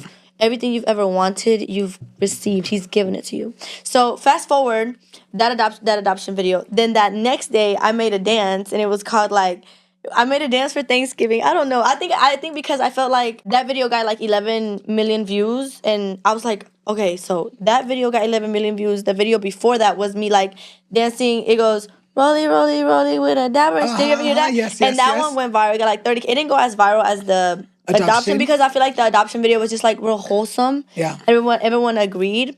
Then the next video, it was a sound. It was like, you got yams, grams, potatoes, tomatoes. Yeah. And I made a dance to it. It was just some lame dance. And then it went viral. And then I kept doing it and it went viral. And then after that, I just ran with it. Yeah. I kept making videos. Then I started sharing my life on there on how my dad. So a lot of people are really infatuated with Mama D. Like, so it was Mama D and Daysi. Like, I would make like little videos like just showing how different we were. I would make little videos because my parents are Caucasian. But I just feel like they're just very kind and very different, and I just love them to death. So Mama D and Daysi became like a thing. Like right now, everybody's just like, we're like, if I was to talk about Mama D, they'll literally be like, Mama D, Mama D, Mama D, Mama D. And just like every other teenager when I was in college and stuff, I would like not say mean things, but I just be like, don't ask about them. I'm not talking to them or stuff like that. Like I'll throw a berrinche like that. Like, you know, it's like normal teenage stuff. But Franklin, people know of Franklin of like in a not negative way, but in like a, he used to take my phone at 11 every night, and before he'll take my phone, I'll be like, guys, he's taking my phone. Mind you, I'm in high school. I'm like, he's taking my phone. I'm irritated. Like, okay, I'll see you guys tomorrow. And then I'll put the phone down. And then like you can see like him grabbing the phone, turning it off, and then he'll take it on and I'll post stuff like that. I didn't mind. I've never been embarrassed or ashamed of anything. Nothing. I've never been embarrassed or ashamed. Then I'll get the phone in the morning and I'll be like, okay, now I'm going to drink my kombucha. Like they got me on drinking kombucha. They got me on like eating healthier things. Like I just shared my authentic life on social media. Then I started playing volleyball, and it was crazy. Like, everyone knew that I had got adopted again because of the video. They would come to my volleyball games and just picture. Everybody knew if my family came because there'll be these 5 girls. Then Franklin will probably have, like, his work suit on. Because remember, he works at a very, like, professional working job. So you got to dress a certain way. And then you'll see Mama D. Like, everything was just so chaotic. And I would share that. I would share everything. And that's what blew me up. Me just sharing my authentic life. Then I started doing, like, makeup videos. Like, not as much as I do them now. But I did makeup videos. And then I went to college. My account got deleted. Like, completely deleted. Nobody knew about me. I had a spam, but it just wasn't the same. Like, everyone knows whenever you have an account, you're usually either getting sound promos or you're getting deals, products. And, like, you know, like, that's how you're making money. In college, I was dead broke. I had ended up getting this girlfriend. She was a basketball player. I've always liked basketball players. Very much. But anyways, that's not here or there. I was very skinny. I didn't have much to eat. One thing I will, at the time, I was very, like, resentful towards Mama D and Franklin because whenever they got me into college, they just kind of dropped me off. I went to college for free, and you can go to college for free when you're in foster. If you're in foster care, take advantage of that. Go to college for free. You have somewhere to stay, and even though the food might not be nice, you're getting free food. Like, what are we talking about here? I went to college, and I was dead broke. I barely had enough to eat. Mama D and Franklin were not giving me money, and I feel like at the time I'll be like, why? Like, how you adopt me and then you're not even giving me money? Like, what's going on here? But they wanted me to learn that if I wanted to get the extra, like, money that you could get from school, it came with doing extra stuff in the college. You know what I'm saying? I feel like they wanted me to learn that, and I feel like the hustle. Like, they were trying to implement mind you, I've that. always been a hustler, but it just angered me. I was like, how you take me to Cali and then, like, now just drop me off at college? Like, like it now just we're back made to the no trenches. sense. Like, it didn't make no sense. I was very little, very, like, skinny, very little, because I wasn't really eating. I had no money. The only thing I was doing in school at that time, I don't really smoke weed or anything, but I used to be around people that would, like, have, like, 8 blunts in rotation. I just be like, Like, I was like lost, just skinny little old me, just drinking and smoking every day. And that's also not healthy. Get up and stop hitting them pins and stop eating them Cheetos. Like, I know right now, some of y'all watching, y'all got a Cheeto bag next to you with a pin by your bed. Like, stop doing that. Go touch some grass and be healthy. Like, I promise it's 1,000 million more things to do than wasting your money on Cheetos and a pen. Like, I promise. But that's not here or there anyway. But anyway, I got into it with this girl in school. So in college, I got into it because girls used to try to bully me. Like, I'm telling you, I don't know what it is. Bitches used to just be mad, but they used to just be angry. I don't know. I got into it with this girl, and then after that, I was like, yeah, college is not for me. Like, these girls are more infatuated with having a social life and being in a sorority and having a sorority sister than actually being like a nice person that's going to school. I just didn't have time for it.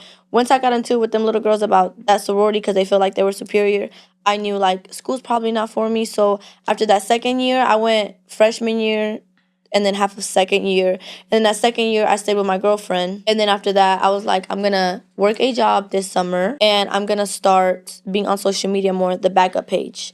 I'm gonna start being on that page and I'm just gonna post like wig promos. So then I got into wig promos. I was like, I'm making so much money with this. At the time, it wasn't so much. I was making like maybe like $250 an install. So I would sit there and you see all this? I've always had very thick hair. When you wear a wig, if you don't flatten this out really well, it's gonna look like you have a healthy, And I already have a big head. Like, my head isn't edible. It's a big head, you know?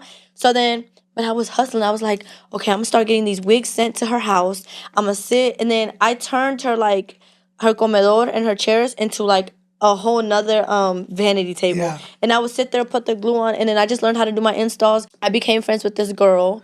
And then at the time, me and her like got really close, and I would be driving from Nacogdoches, Texas to Houston, and I would just be going back and forth. And then I was like, you know what, like, if I hustle hard enough doing this wig stuff, posting it and maybe, you know what, I should really like start to try to do it, up my price, save my money, and then get a cheap apartment and then really do it. I moved to Houston in West Dallas, right there. I was like, if I'm gonna move to Houston, I'm gonna go out with a bang. Y'all, I got a 2-bedroom house. I literally only had like $3,000 to my name. I put that deposit down.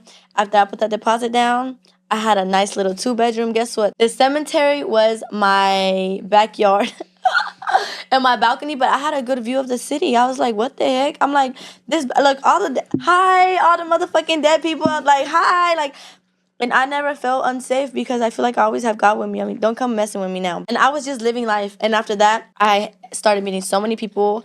I was outside so much. Like, when I say I was outside, I'm talking about I will go out tonight. I'll go sleep for 2 hours, get up, go out day drinking, then go to sleep for a little bit. Then it was just like a non-ending cycle, just going out. I'm like, Daisy, you said you was moving to Houston and get rich. What are you doing? So then after that, I locked in for a little bit, like locked in. I was doing these pranks. I don't know if you ever seen Daisy breaks a TV at Walmart. Did you ever see that? Mm-mm. Basically, I was going in public and I was doing these pranks on just random people. And the difference is that when YouTubers do it, it's staged and they bring people that do it for them and they make it seem like it's something. I was really going in public and messing with these people. Guys, please forgive me. I was just trying to make it out. I was just trying to live up to the dream where I said, I'm not going to be broke no more. I was just trying to, any type of way, and I was like, I'm a pretty girl, I'm funny, and I'm about that. Like, if I want something, I can do it. There's no limits to this. I ended up meeting my boyfriend, Jesse, which he's in the back watching me. I ended up meeting him. I've always loved being outside, so every Monday, I could walk across to this big park in Houston, which right now they're having like this whole thing where it's like a serial killer. Yes. Like right now? Yes, like right now they found like 14 bodies. Like, it's crazy. It's crazy. But I used to walk to that park every Monday and play sand volleyball with strangers. I didn't know the strangers were making a paint, but I just loved how people just got together and would go play volleyball. And I had a cameraman at the time. That's when I was taking YouTube very seriously. I was making good money from it, whatever. And I had this cameraman that was friends with my boyfriend right now, Jesse. And one day, I guess they just talked or something, and he was like, oh, pull up to the park, whatever. Jesse put up to the park, and as soon as I met him, some stranger asked, mind you, this is my first time meeting him. Some stranger asked, and they were like, oh, who is this? I was like, this is my boyfriend. I had just met him. And after that day, he just became my boyfriend. He never left my life, and we've been together ever since. And no, at first, okay, we went out to eat. Let me just tell that story real quick. We went out. People don't even know this. So we met at a park, whatever. The story gets deeper in or whatever. But I was very adamant about I don't like people at my house. I am like that till this day. I don't really like people at my house for various reasons. And one of them is that's my energy, that's my safe space. And I know what it feels like to not have safety and space at your house. So when I got mine, I didn't want y'all there. Okay? My cameraman used to live with me because it was just easy, like, okay, we get up, let's go film, let's go grind. Come on, we're on this, we're doing this. He wanted to bring Jesse to the house. I said no. He had told everyone that we were together. Like he was lying to everyone that came around in the influencer community. My cameraman was telling them that we were together. Me and my camera were not together. We were not together. So we ended up going to this restaurant because I didn't want them in my house. And when we were there, I told Jesse, I was like, why you haven't asked for my number? Like, why you haven't tried to talk to me? Like, what's going on here? And he was like, I thought y'all was together. I'm like, no, we're not together. And I took his phone. I was like, that's why you look better in person. Like, you don't look good on your pictures. And then every day after that, we've been together. That's crazy. Yeah. I want to get more into that. People don't even know that. So you guys kind of met like randomly. Yeah, it wasn't really a love story. I feel like it was so random, and I'm just so impulsive. I'm like, oh, you're fine. Like, and then I had kind of like, he wasn't my rebound or nothing, but I was with a girl at the time, and it started to get very toxic, and we were long distance. She was playing basketball in West Virginia, and I just met him. He was new, he was tall, he played basketball, like, he was handsome. I was just like, ooh. Like, aquí soy. And then not even that, and I'm like, tú eres mi novio, ¿dónde tú te vas? ¿Tú estás conmigo? Like, where are you going? Like, ever since I met him, it's always been that, and then it became that. And then we had like a little toxic, I don't even want to talk about that, but we had a little toxic, like, rough patch. It only got on social media because I got very dramatic. Like I told you, said a lot of things and done a lot of things on social media that I don't want to say I'm not proud of, because at the end of the day, I don't regret anything and I'm not embarrassed of nothing. It's part of my story. But I think it takes you to do it to learn it. Yeah. You know it takes a toll too on your relationship once you put like negative shit out there. Yeah, it really does, because and then you have all these negative opinions. And like now, like me and Jesse could like bicker about something. Like he'll tell me like, no, I don't think that. And I'm like, well, I don't think that either. Like, and I'm always have a strong personality. And then people will be like, oh, she's bullying him. Oh, she hates him. Oh, they hate each other. And it's just like, that's just not it. People are going to go through stuff. People can bicker for 5 minutes and be fine the next. Like, you know? I think people online really take shit seriously. Like, it's like, yeah, we had a little wrong moment, or like, yeah, we fought over this little thing, but like they grab on from that and they swear they know the entirety of your relationship. They're like, oh, they're toxic, or oh, they don't love each other. And it's like, no, bro, like you guys got to see one snippet of a relationship and of our lives, and y'all swear y'all know what's up. Everyone's in like a parasocial relationship with us. Like, they act as if they're here every day. They act like, obviously, in every relationship, obviously, you've been with your person almost 10 years, right? There is things that literally have happened, things that don't happen, things that happen behind the scenes. But at the end of the day, that's your person. That's who you cater to. That's who you, you know what I'm saying? Like, that's who you're vulnerable at the end of the day. And it's like, y'all don't see that. Y'all just take whatever y'all want to run with and just run with it. It's just like, it's never going to be that. Obviamente, you guys have been together for a while now. Tienen un bebé juntos. Cuéntanos de eso. How did you find out you were pregnant? Was this something that you're like, oh my God, I haven't gotten my period. I might be pregnant. Tell us all about that. How you told him that you were pregnant. Cuéntanos todo eso. I think it was our very first time ever like being intimate together. And like I told you, I don't really have a lot of people at my house or nothing. I just felt very comfortable with him, whatever. I had this bottle of Hennessy in like a jug, right? Just a jug. And it's just been sitting there. Like, it's been sitting in my fridge for like, maybe like, I want to say 3 months, just sitting there open. And you know, as liquor ages, the stronger and more potent it gets. So that night we had one shot. We were fucked up. Like, I won't lie to you, we were so fucked up. And then we kept drinking and kept drinking. Like, we don't even remember anything other than just drinking that. Like, and we will always tell this story because it's like, we don't know what was in that Hennessy bottle or what was going on, but we just had such an amazing time till the sun came up. That's not even y'all's business, but that's just it. Then a little bit after that, we had one pregnancy scare, just one. Mind you, I've never took a Plan B, and what's the other thing people be doing? Like birth control? Yeah, no, I was on birth control, but no, not at the time. I was only on birth control up until I got with the girl, because I was with the girl. I didn't need to be on birth control. So we had one pregnancy scare, and I told him, I was like, Jesse, I'm so scared. And he sat there by the bed, and he was like, no, everything's going to be fine, whatever. Da, da, da. Okay, so we weren't pregnant that time. So then another time came, and it was around, I want to say, Valentine's, and me and him had a very big argument because something had happened. Whatever, we were arguing, whatever. Somehow we had made up, or I think he was begging me to get back together. Actually, You're like, that's what it was. yeah, that is what it was. Like, yeah, that is, cause look at him. He was begging me to get back together. I was like, okay, fine. And then, you know, when you get back together with your person or whatever happens, like, y'all just have that time. So then, like 2 weeks later, I was like, okay, let me just take this. Like, what's going on here? And I take it, and we're joking. I'm like, okay, I'm gonna just leave it there. Like, it's not gonna say nothing. We pick it up, and it says I'm pregnant. Like, that's literally what happened. Like, I left it there, and then we walked away from it for like hours. Like, we didn't care about the test, like, at all. And then he went over there. No, I think he had done that last time too. Like, he acted like it said positive. He was like, oh. I was like, no, bro, it's not. And so then the last time, he picked it up, and he was like, oh. And I didn't believe him because you did that Yeah, last you're time. fucking around with me You're again. lying. Yeah, You're lying yeah. to me. Like, you're trying to get a reaction out of me. And it said we're pregnant. And I don't even know I don't even remember what we did after that. I really don't. Were you shocked? Was that something that you wanted to, especially, you know, after everything you had gone with, like your upbringing? Was becoming a mom like something that you like wanted at the time? I don't know. I told you I was outside every day. Even with him, like, I was keeping him a secret. Social media is so nasty. Yeah. They will try to find out who you're messing with no matter what. They're so nasty. So, like, I would still go outside, and I will have him drive me and pick me up. And I'll be like, okay, like, I look like a little hooker, not gonna lie. I'll be like, go drive up and then drop me off right here. I'll just walk the rest. Because I didn't want people to know that I was messing with him, because in Houston especially, one, they like to jump on it. And two, they're very messy. Like, once you say you've messed with that person, they're going to try to go get at. I don't even want to say it like that because it's not always the case, but most times, Yeah. I don't know what it is about finding out somebody messes with somebody that wants other people to just go after them. Yeah. That's really weird. I don't know.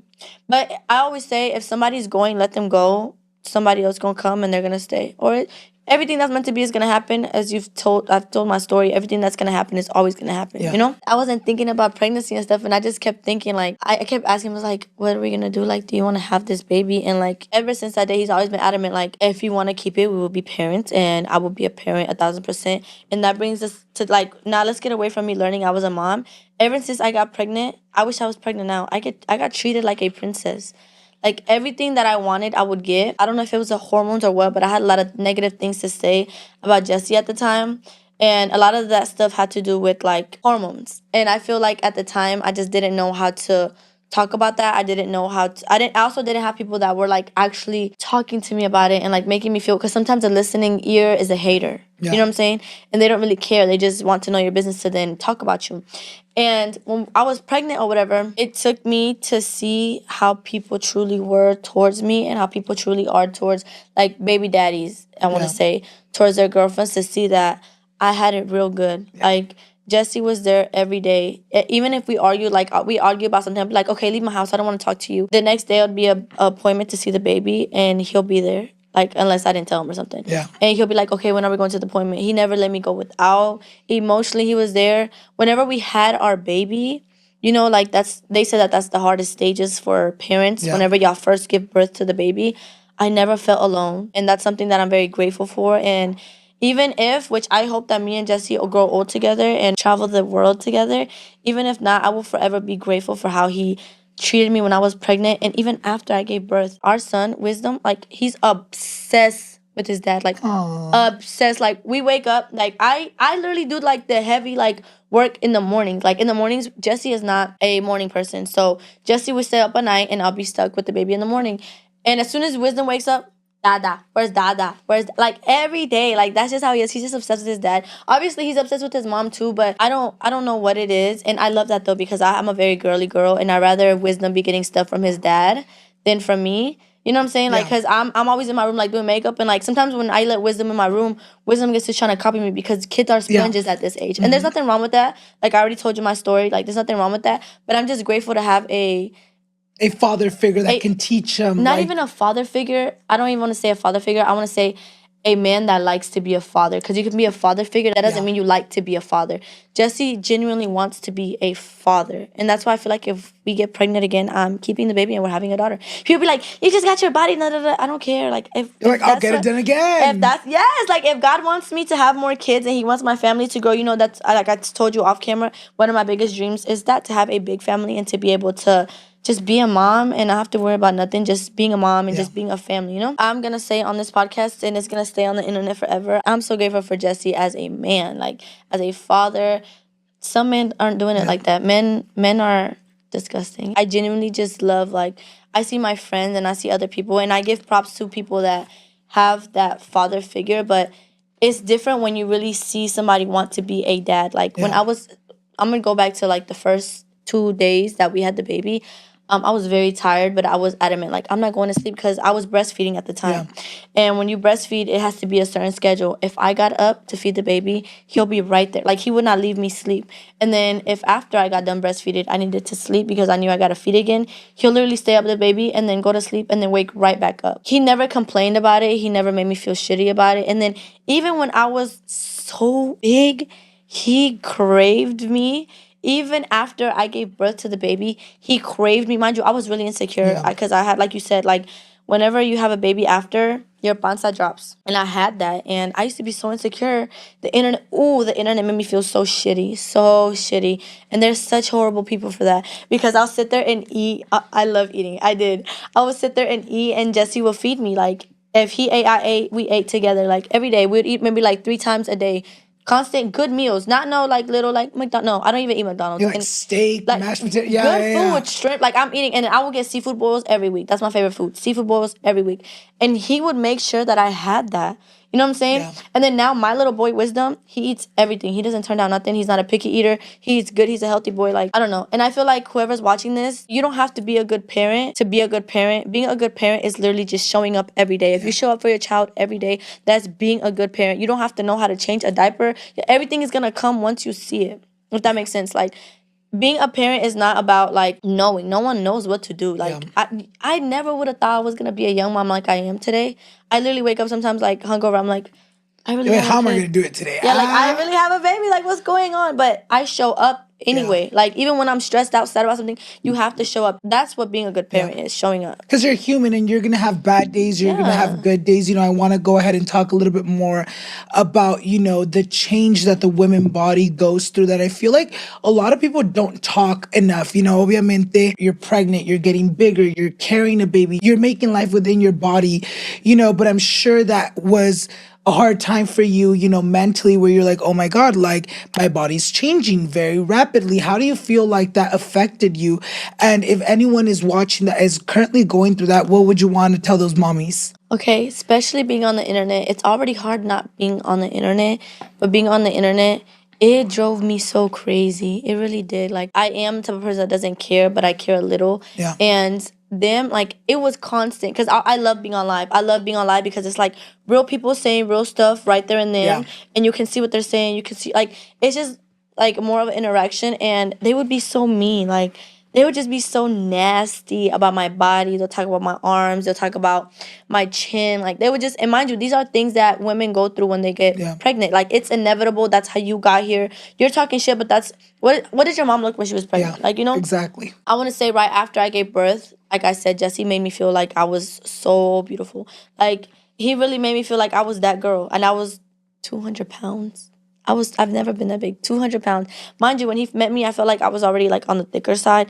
But 200 pounds is crazy. But it's not because that's normal when you give birth. But because I was on the internet, they'll say such nasty stuff that'll make me feel like, damn, like maybe you do look big. So then once I was able to go and I knew that Wisdom was fine, once he was able to like, okay, I'm going to go. Y'all stay here. I'm going to leave him with you. And I've never had to question, like, Jesse being able to do anything as a father. So I was able to go, and I was like, I'm going to start doing Pilates. And I started doing Pilates. I did Pilates for 5 months straight. I was eating clean. I would maybe eat some fried chicken here and there because he'll order or something. But other than that, I was eating so clean and just grinding. I'm like, bro, why is my stomach not going down? Like, what's going on? But I was really losing weight. I was looking better, and people were still being nasty. Then everybody was like, oh, you're on Ozempic, you're on this, you're on that. And I was like, okay, bro, at this point, maybe I should just go. Damn if I do it, damn if I don't. Damn if I'm big, damn if I'm little. Like, you're not going to say anything anyway. So then I went to Miami the first time. I don't even know why I went to Miami. I got my teeth done. No. I love Miami. I always go to Miami. I don't know why I went to Miami this particular time. But I went, and Wisdom was like 3 months. I took Wisdom with me. Me, Jesse, and Wisdom were in Miami having a ball. And I was still a little bit on the bigger side. And that's when I was like, I'm going to go put the deposit down to get my body done. Even if that is what you want to do after you give birth, don't let nobody be in your ear about doing it. One, it's a scary surgery. And two, it's a lot of money. Yeah. And three, even if you want to do it, just wait till after your baby's at least one. Like, I don't know. I think that was the biggest thing because I went to go put the deposit and I could have got the surgery right there and then. Like, some doctors are willing to put your health at risk just because, one, they're money hungry, and two, they're like, oh, she really wanted, she don't care. No, just wait. Spend that 1 year with your body, with yourself, eating healthy, working out, spending time with your baby, and then see if then you want to go and get your body done. Like, your body inevitably is gonna change. People are always saying, especially young girls that don't have babies, they're always like, why would I have a baby in my 20s? And that's fine. Like, you're entitled to your own opinion, but at the end of the day, don't put others down that are having kids or that look a little different than you, because that's not what you want to do with your life. You know what I'm saying? Like, then there's people that when I wanted to get my body done, like when I finally was like, I'm working out, I'm doing all this, they were like, but why do you want to go get your body done? Like, don't go do it. Then they go turn around and do it, and they don't even have a baby. Like, you know what I'm saying? Like, Or it'd be the same people that are hating are the same people that are like, why are you doing that? Well, because y'all were fucking calling me big. yes, like, that's another thing. Your followers or people that support you, if you do social media, when something goes wrong, they're the people talking stuff are the same people that are gonna sit there and not do nothing to help you. Yeah. So it's just like, just do it anyway. Just do what you want to do at the end of the day. But as a mom, your body is gonna change. Like, when I was pregnant, I love my boobs. Like, that's something I'm talking about. Y'all see them? I love them. This is how they looked when I was pregnant. And I'll walk around like with a bra in my big old belly, and I'll be like, I look good, babe. Like, I just be feeling myself with my big panza. Like, I was 215 pounds right before I gave birth. So this is how they looked. And then I decided, I was like, my baby needs the milk, because whenever you give birth or whatever, the milk that you have, like, not even when you first give birth, but even right before you give birth, and you can take it out, it's like medicine to your baby. It brings nutrients. It's all the good stuff that your body feeds, that when you feed yourself, like, you give yourself, but it's giving it to the baby. Yeah. And it's making their immune system better. So I decided, I was like, okay, I'm gonna breastfeed. I breastfed, and they just drooped down to my knees. So you're like, I need to go get them done. Yeah, I Because you did. recently got surgery, right? Yeah. This year. I recently did just get it 2 months post-op. I've been moving like I'm like 6 months post-op.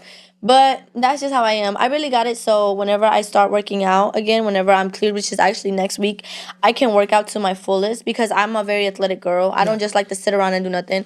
And when I was doing Pilates and really working out, I was really working out. I would get up at 6 in the morning, change his diaper, put him back to sleep, leave him and his dad at home, and I'll go to Pilates, come back home, he's up. And I'm, you know what I'm saying? Like, I had a routine going. And that's really why I got surgery. So now when I go to the gym, I can enhance what I already have. It's not necessarily to, like, go be a scripper. Like, people be trying to make it seem like I'm just trying to do this 1 through 2 and 3. No, it's simply so now when I go to the gym, I'm like, okay, like, now my stomach's toning up. Now I can get abs. But it's a lot harder when you I'm not saying go get surgery, guys, but it's a lot harder whenever you do it 1,000% organically versus now. People are still gonna be like, I'm gonna work my ass off in the gym, and they're still gonna be like, She got surgery. it doesn't matter because you went to go get surgery. But at the end of the day, I'm gonna work hard for it to make it look toned. Because originally, regardless of what people want to say, I worked out 5 months prior to surgery. Point blank period, I did. And then after that, I've always been not always, but remember I went to college, I was little. But ever since I've been on my own, I've been a thicker girl. My thighs have always been so thick. Like, always. So there goes cellulite. At the end of the day, it's normal, but that doesn't mean it's nothing that I can't fix and get rid of. You know what I'm saying? If I can improve myself, then I'm going to do it. How important do you think, as a mommy and as a first-time mommy, se escucha mucho that, when women get pregnant or have their babies, it's very much like, oh, ya no puedes salir, there's no time for yourself. How important do you think it is for women to still, despite being a mom, still make time for themselves, still make time to get ready, feel pretty, even though you're still seeing for your baby, but you're still prioritizing yourself? How important do you think that is? I think it's so important because if you don't feel your best and you're not feeling like you're doing something for yourself, you're going to feel like you can't do something for your child. Yeah. Prime example, I told you a story about my mom. I told you I don't think that, she was feeling like this, so she felt like that, so it was okay for her to do this.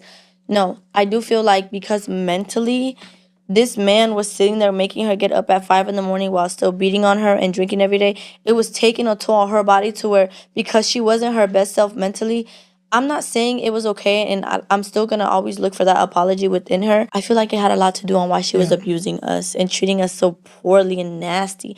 Mind you, once you see this podcast, she's gonna call me a liar, and like that's still her story. You know what I'm saying? Yeah. And it's just like mentally, she's just off. As a mom, you don't want to be mentally off because then you can't be mentally there for your child. Yeah. If you're stuck in a toxic relationship and you're constantly feeling like, oh, I'm not getting attention, I'm not getting love, da, da, da, then you're gonna go you're gonna go try finding it somewhere else, and then that's, since you're trying to look for love somewhere else and focus on male attention, you're not going to be there for your baby. That's what I'm saying. Like, even being in toxic relationships or somewhere you don't feel loved, that's also not good, because then mentally you can't be there how you need to be for your baby because you're worried about something else.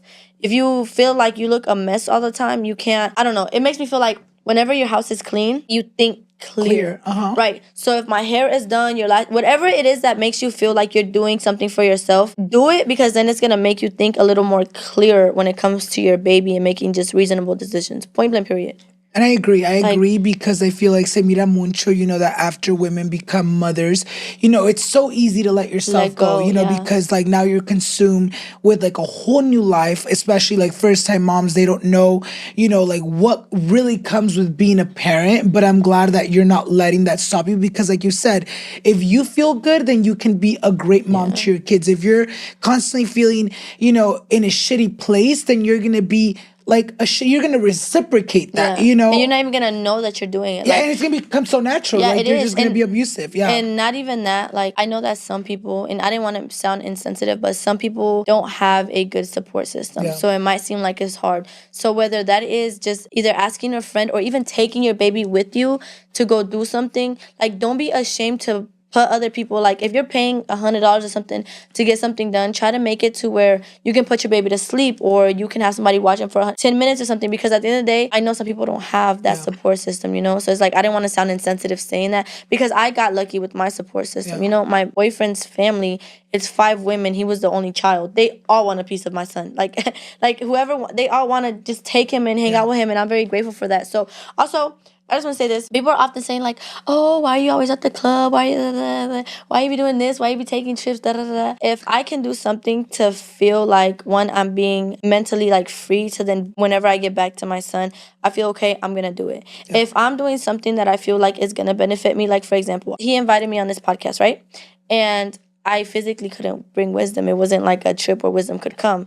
But I feel like it was going to give me more exposure, and I was going to meet somebody that I feel like, oh my God, he's cool. Like, why would I not? I'm going to go do it. Yeah. If I feel like this is going to help me bring wisdom on a trip for a month to Puerto Rico to where you can just be at the beach, I'm going to do it. So people can keep on judging on any type of anything that you do. But at the end of the day, if you know what you're doing is right and you're not out here being shitty to people or making people feel bad, you're cool. To finish off the topic about motherhood and, you know, being a mom, you know, how do you feel now being able to create your own family, now being, you know, almost in charge of, like, you know what, like I had this shitty upbringing. Like I had a mom that I felt like never loved me. I was in and out of the system. Like I was, you know, always going to like different homes. How do you feel now that you're in a place where you're like, you know what, now it's up to me, like the type of mom I want to be, like I'm creating a family. Is that like a full circle moment for you? Like you finally got your happy ending? It is, but it's also nerve-wracking for me. Like, I don't want to sound negative, like responding it to it, but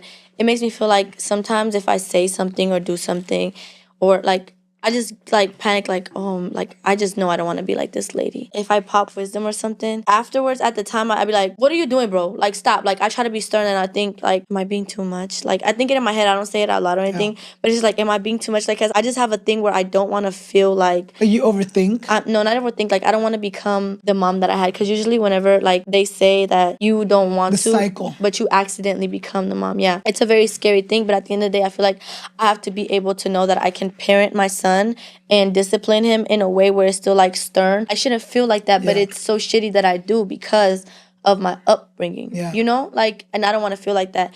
And to answer the question in general, I feel like it makes me happy knowing that anybody that's ever met my son, he's always laughing. And it's just like, I don't know what I was as a child, but I know I didn't have much. But I feel like that's how I was as a child. So it makes me feel like maybe I'm seeing little Daysi through wisdom. You know? Like you're healing yourself through your Yeah, son. in a way, I feel like maybe we have like the same personality when I was a kid, but now I get to do it the right way. Yeah. I get to be able to just watch him grow into a man, and then maybe if I have a daughter, I'll be able to really just live that full circle moment. And then I always think to myself, I know like I'm just talking, but I always think to myself, whether me and his dad stay together, which I hope that we get married and grow old and like I said, travel the world. That's what people gotta think about. What would be the healthiest way to go about a co-parenting situation with my person? Because at the end of the day, the only thing that I care about is making sure that his mental and his upbringing is nothing like mine. It's just positive. Whatever it looks like, I just hope that it looks positive, because these are the years that your kids have their core memories, and their core memories are important because my core memories, I have a few and they're horrible, you know? Yeah. So I always think about that, like, what are his core memories? Is he gonna remember that I threw him this big old party? Like, I low-key regret doing it. I threw him this big old party and he didn't even care, you know? Yeah. So it's just like, maybe that didn't work, so it's like, what can work next time? So where his core memories are like amazing, and when he thinks about mom and dad, he thinks about positive things. I know when he thinks about his dad, I just know it. He's gonna think about nothing but great things because of how present his dad is. You know what I'm saying? And I think it is very real what you said earlier, where, like, as a parent, you know, I'm not a parent, but I feel like if I've had a shitty childhood, like you said, you can either go two ways. You can either, you know, continue that cycle and be a shitty parent to like your child, or you can be like, you know what, this is my time to give my son, or in the future, my daughter, everything I wish I would have wanted. You know, it's kind of like healing yourself as well, because you're like, you know what, if I went through this, I don't want my kids to ever feel the way I felt when I was going through hardships, you know? And I feel like that's the goal. Like you said, being a parent doesn't come with rules. Being a parent doesn't always look perfect, but it's just that mindset of like, you know what? I want to make sure that my kid is growing in a loving home and feels loved. That's all that matters, you know? Ya para terminar, which I've been loving this whole interview, you guys. Yo sé que también ustedes allá en casita, pero ya para terminar la entrevista del día de hoy, we're going to go ahead and finish off with the question I love to ask everyone. Where do you see yourself in the next 5 years, whether that is, you know, career-wise, you know, family-wise? Where does Daysi see herself in the next 5 years? Wait, I'll be old. Hold on.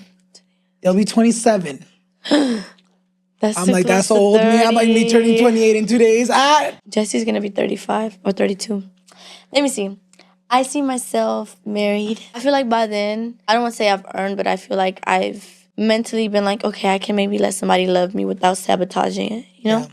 I feel like I'll be married, probably like 2 years married. Period, not 5, 2. Yeah, 2 years married, but then I feel like I would have a daughter by then. One of my dreams is to at least for 1 year travel either the country the whole year or the world for the whole year and just experience different cultures. Because I feel like experiencing one culture is going to limit your mind to no possibilities other than what you see. You know what I'm saying? If you see other people make possibilities out of nothing, it's going to change your mindset.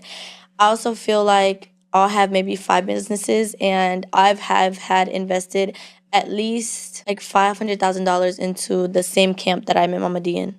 That's one of my dreams. That's always been one of my dreams. Like, always, you can ask the director because I've met her personally now. I know money doesn't really sound like much, but if I can have so much money to where I can help other people that needed the help how I needed the help, I want to be able to do that.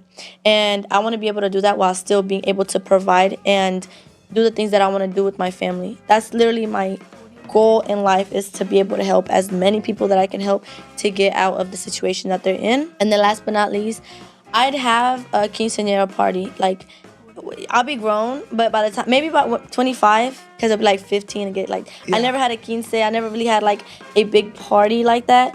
But maybe by 25, I'll have that party and I'll invite all the people that really genuinely care for me. And then last but not least, I'll have 3 little dogs. Milo will have siblings. Oh, I love that. Yeah, and they'll be well trained. Yo sé que todos esos sueños and all those goals that you have for yourself are going to become reality. Si no, en un año, 2 años, or even 5 years, I know you're going to make all those dreams happen.